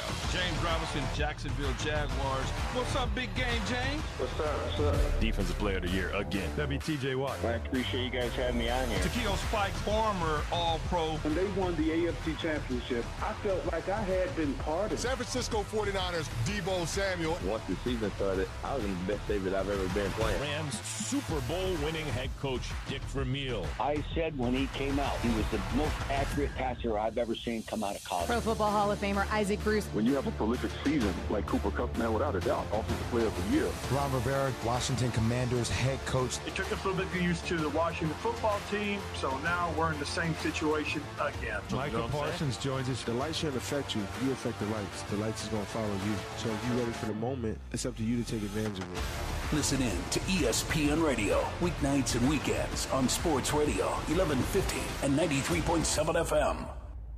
The rap patrol on the patrol. Foes that want to make sure my casket's closed. Rap critics say he's money cash. I'm from the hood, stupid. What type of facts are those? If you grew up with holes in your zap toes. Hove, TexAgs Radio, presented by David Gardner's Jewelers here in the Rollo Insurance Studio. Baseball Roundtable. Got two buddies just laughing, like being good friends. Look at this, Zane and Bronny, just Can't good repeat old some friends. of the stuff Richard says on air. Can you repeat some of the stuff you say on No, I mean, you've spent a lot more time around. Well, never mind. All right, here we go. All right, so we're going to start this segment with Detmer going tonight, and what a nice young man, by the way. Just happy to be here. Yeah. That's the vibe I get when I watch him talking, and just big smile throughout. He's awesome to talk to, and he always gives you a really nice, complete quote about whatever you're asking. So Nathan Detmer, it's hard not to be a fan of his. Friday start number 2 for him. Just quickly, guys, what did we see from him in game 1? I was the most impressed with his mentality, his demeanor on the mound. Obviously, the stuff matched it. But if you're going to be a Friday night leading the line starter in the SEC, then it has to be a mix of stuff and mentality. And I thought he showed that. That was the main thing. He showed that blend of, I've got the stuff coming out of my right hand to do this at an elite level, right? But I've also got this bulldog, workman-like mentality. Pretty intense dude on the mound with a little emotion. I loved his presence, kind of staring into hitters.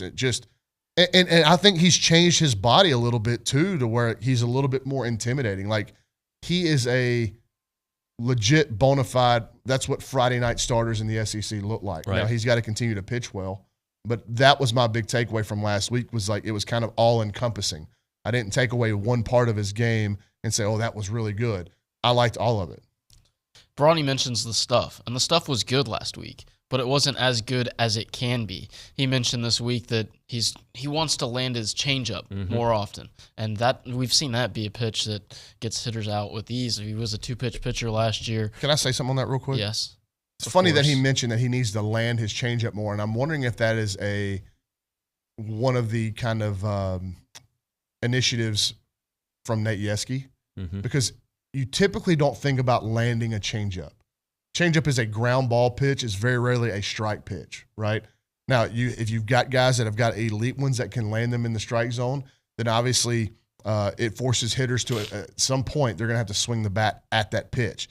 But changeups are designed to create separation between hips and hands, and you start getting into the mechanics of baseball. It's designed to separate hitters and throw them off their timing, right?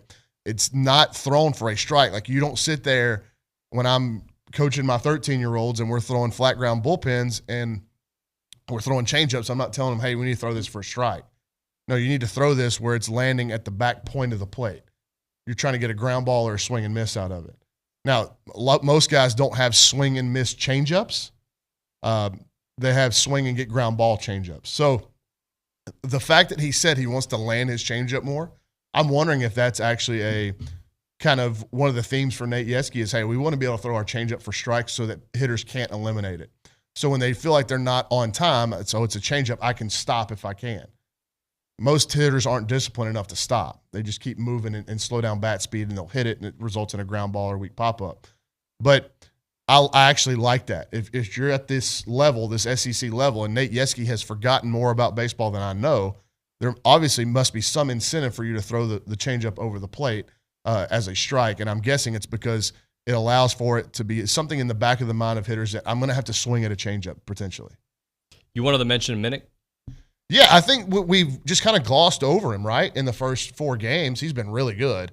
He's been really good defensively, offensively, and on the bases. And I just think he hasn't gotten his just due from the people that talk about Aggie baseball so far this year.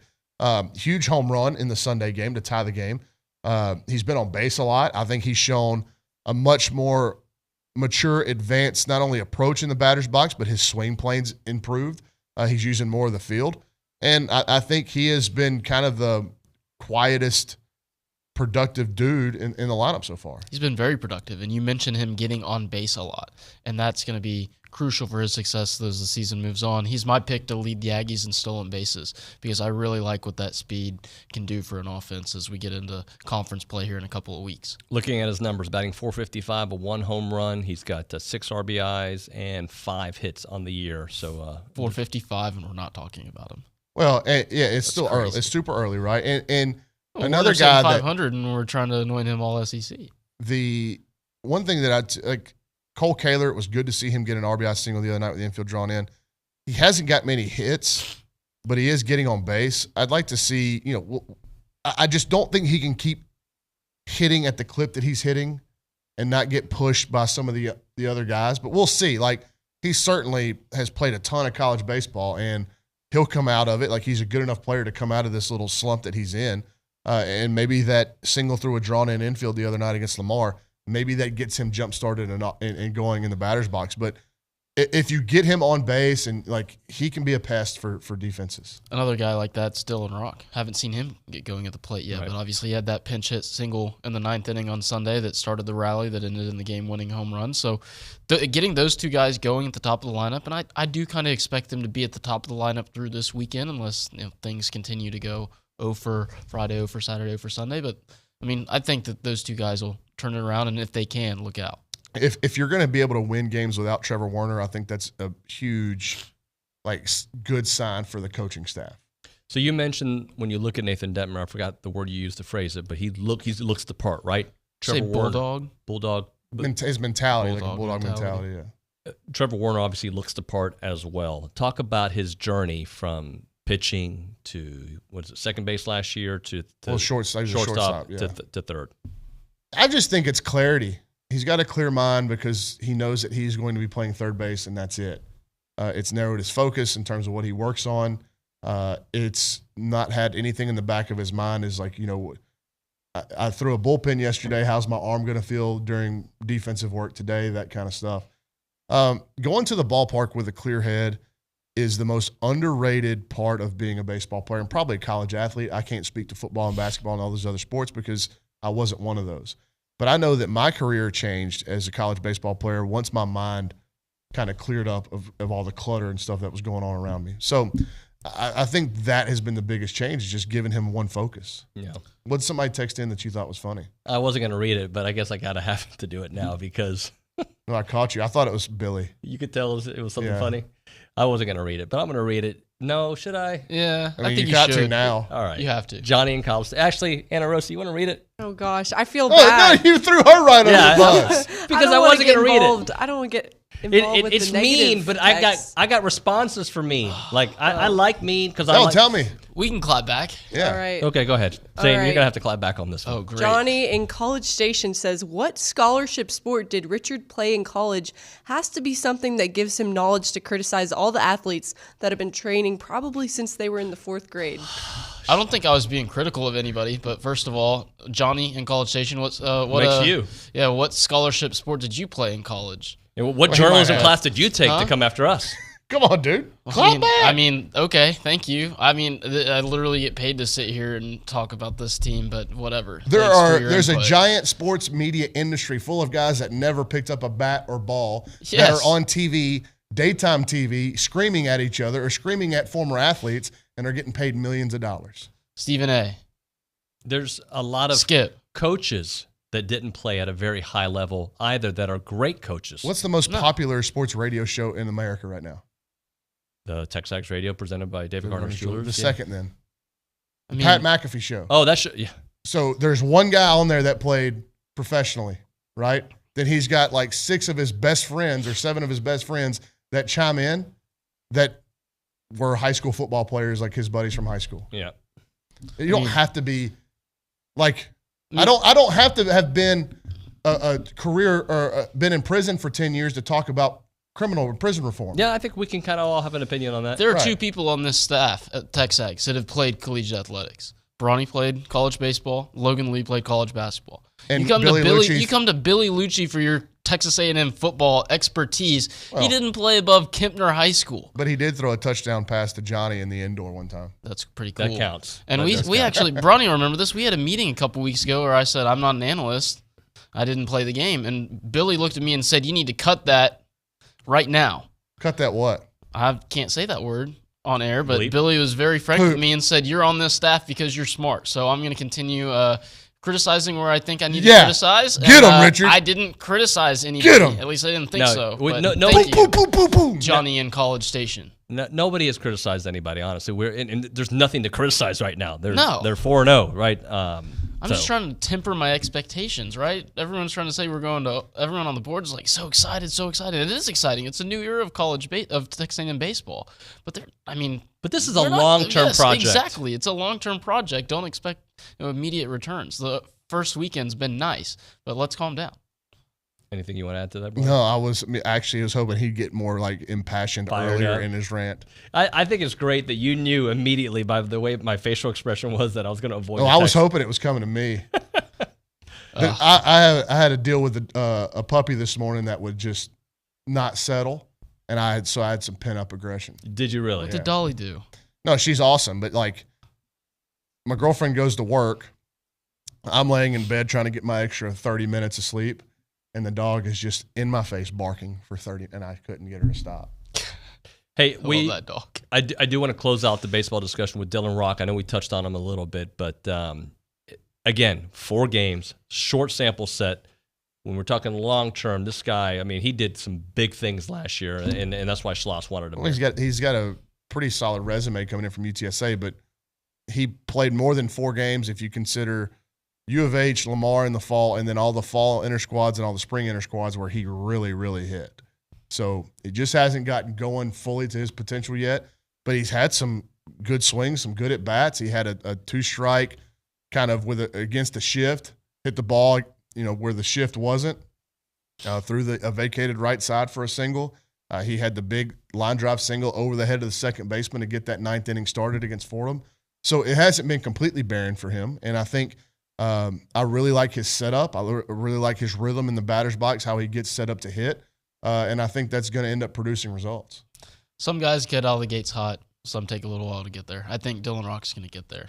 All right, so at the end of the weekend, are there any questions that you want answered that we can at least get a little more clarity toward? Yeah, depth on the mound. I think it's a big one. And do you see a Brad Rudis appearance again, a Chris Cortez appearance again, and what do those appearances look like? Those 2 guys will be big going forward. A Moo Menifee, Alex Majors, I think because he does something so different than everybody else, you got to get him dialed into the strike zone. You know what I'm saying? So that's my main deal is pitching depth, and then the depth amongst hitters if Werner's not there throughout a weekend, not through a one midweek game. What else? This guy clapped back, didn't he? No, there's a lot of people responding. Oh.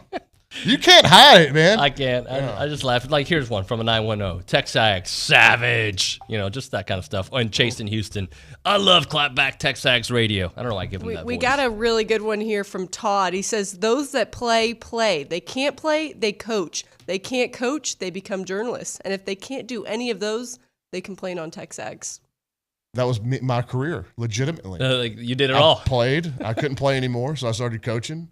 I still am coaching, but now I'm in media. I couldn't play. I coached a little while in high school, and now I'm not coaching Richard anymore, used to be an so I'm a umpire. journalist. I did used to be an umpire, so your complaints and criticism of me is not going to get to me too much. I want your strike 3 call on air right now. Strike 3, you got to give it a little up, and then no way. Yeah, you got to get the lawnmower going and go for it. Absolutely. Clip that, Dalton. Clip that, Dalton. Can you throw Brauninger out of He's the already set? clipped one thing today. Olin trying to do yoga. Hey, say it again. Say it again, Sam.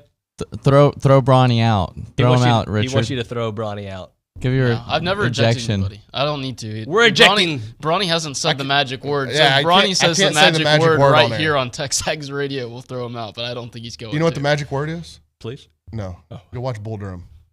Yes. Oh, I love Bull Durham. Okay, then there's a word that you can't call umpires. If you call them that, then that's the magic word. Then you're out. Yeah. Then you are out. So I can't use that word against Richard on air. All right. But as soon as we go to commercial, you're going to use that word. Yeah.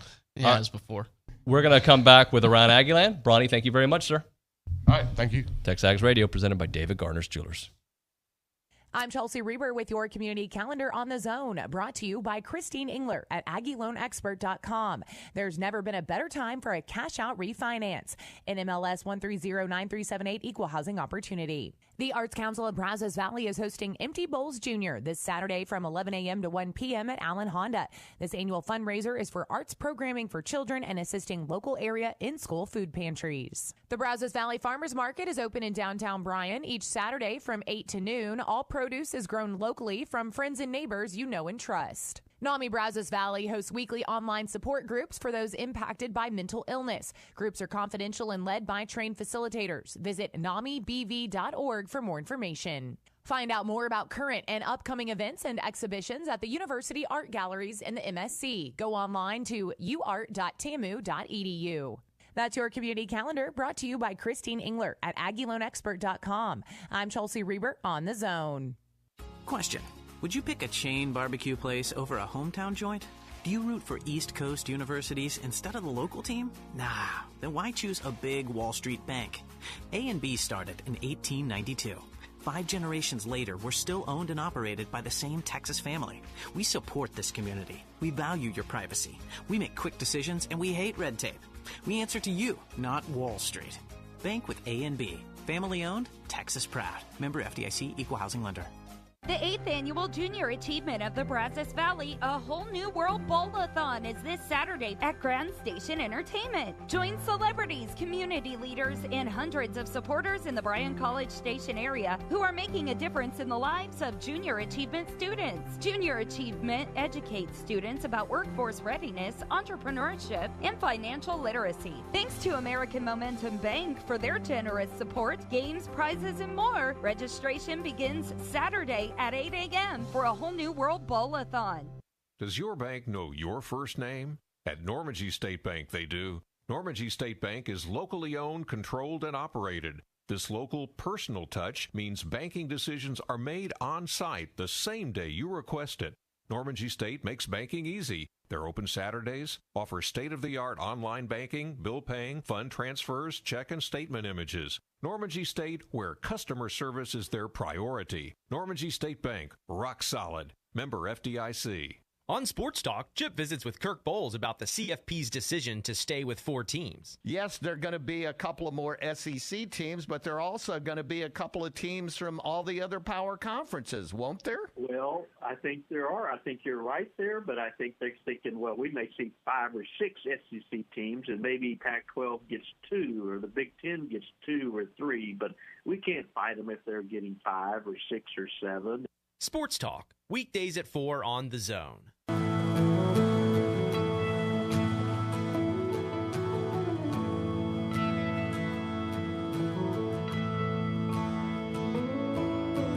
How many special people change?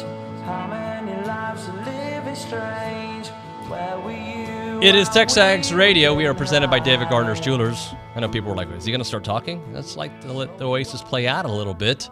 We're here in the Rollo Insurance Studio. Appreciate everybody on the A&B text line coming after us. It was fun. Appreciate that. And on the BCSI hotline, we continue with Richard Zane because it is now time for Around Aggieland, which is presented by Normandy State Bank. Normandy State Bank, rock solid banking. The website is normandystatebank.com, and you don't have to be a scholarship athlete to bank there, my friend. Bronny was not joking. This chair is at least 6 inches lower than the one I was sitting in. You are much lower, yes.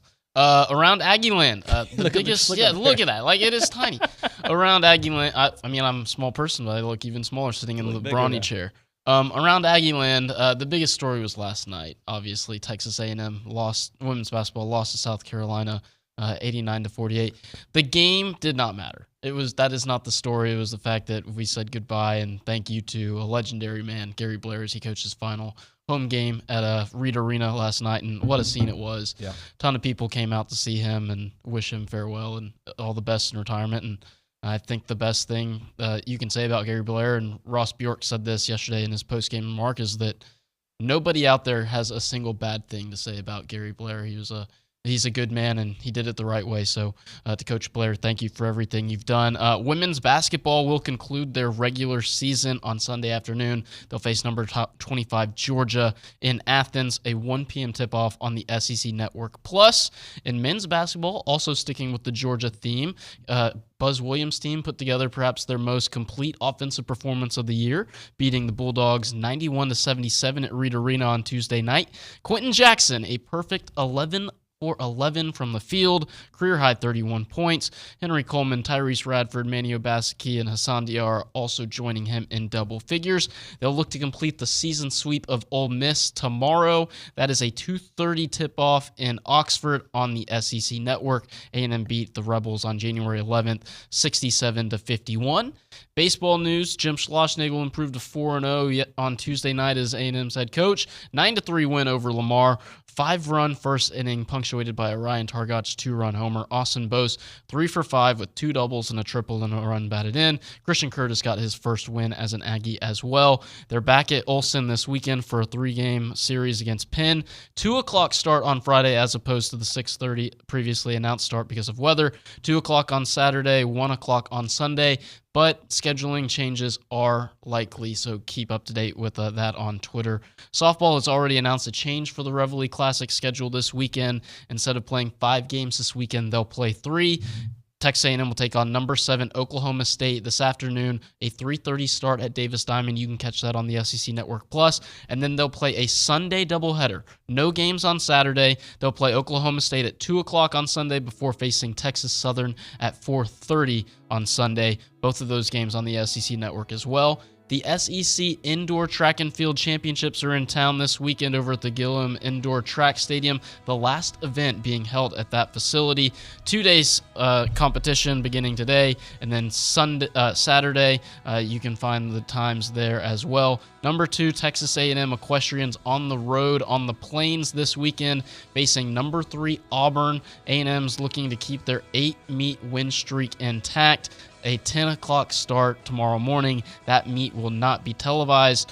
Women's golf finished, I believe they finished 5th in the Icon Invitational this weekend. Jeannie Park led the way for the Aggies, finishing tied for 6th at 7 under on the weekend. Men's tennis faces Oklahoma and Norman tonight. They'll face SMU at home on Sunday. And then women's tennis, a Sunday Sunday meet against Rice. That'll begin at 4 o'clock on the Mitchell Tennis Center. Thank you, Richard. Here's one from Aggie Engineering 12. Mike Leach never played college ball, not even sure he played high school, and he's one of the biggest college coaches in the game. You can start calling me the Pirate. You are the Pirate of TexAgs Radio, baby.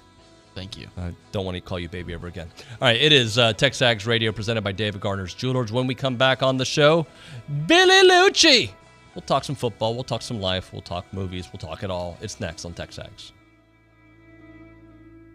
The Junior League of Bryan College Station Incorporated invites you to join Bargain Blitz March 4th and 5th at the Expo. Come out Friday night, March 4th for a preview party from 6 to 8:30 p.m. where shoppers admission includes pizza, DJ, and first chance at a huge variety of treasures like clothes, toys, furniture, appliances, and much more. Admission is $6 for adults and $3 for kids. Doors reopen Saturday morning, March 5th from 8:30 till 3 p.m. and admission is just $1 for adults and free for kids 12 and under. For more information, visit jlbcs.org.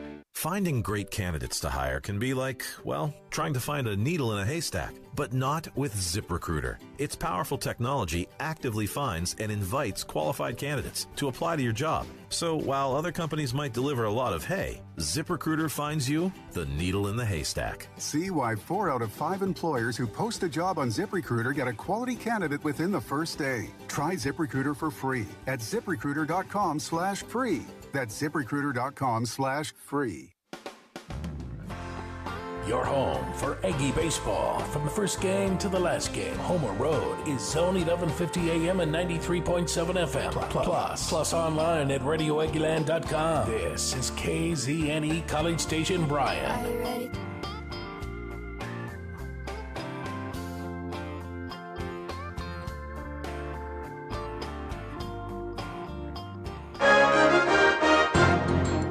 From WTAW, this is a news update on the Zone. Gary Blair given a standing ovation while addressing the crowd last night after his final home game as Texas A&M women's basketball coach. I'm going to be there giving instead of sitting back on the couch listening to what I've done. I'm more interested now in what I'm doing. Blair told the crowd to support other Aggie sports as well as local high schools and junior high teams. The agenda of today's special meeting of the Bryan ISD School Board is about more than naming a lone finalist for superintendent. Board will decide how to proceed with redrawing boundaries for board member districts, something that was recommended by the consultants earlier this week due to population changes from the 2020 census. Bryan ISD's future transportation and maintenance complex has a name, but the district still does not own the land where it will be located. School Board President Mark McCall asked about the technicality after Monday night's board meeting. We always seem to have an issue with fences somewhere, and so it is a fence line that is holding up the process right now, but we're looking forward to closing that next month. The land acquisition from Blinn College, one of the subjects discussed during a 2-hour executive session. Texas A&M police has received 17 reports of stolen catalytic converters in the last week. Lieutenant Bobby Richardson says most of the targeted vehicles are Honda cars and Toyota trucks. Prevention tips includes adding security devices and etching driver's license and/or vehicle identification numbers. The remains of a Madison County woman who was reported missing February 3rd were found in what investigators called a clandestine grave in rural San Jacinto County. 2 people have been arrested in the death of 27-year-old Megan Martinez. While the fate of the Texas 6-week abortion ban law rests with the state Supreme Court, Planned Parenthood says in the last 6 months, there's been an 800% increase in calls to clinics from neighboring states. Vast majority of the increase comes from women living in Texas who want to end their pregnancy. That's news.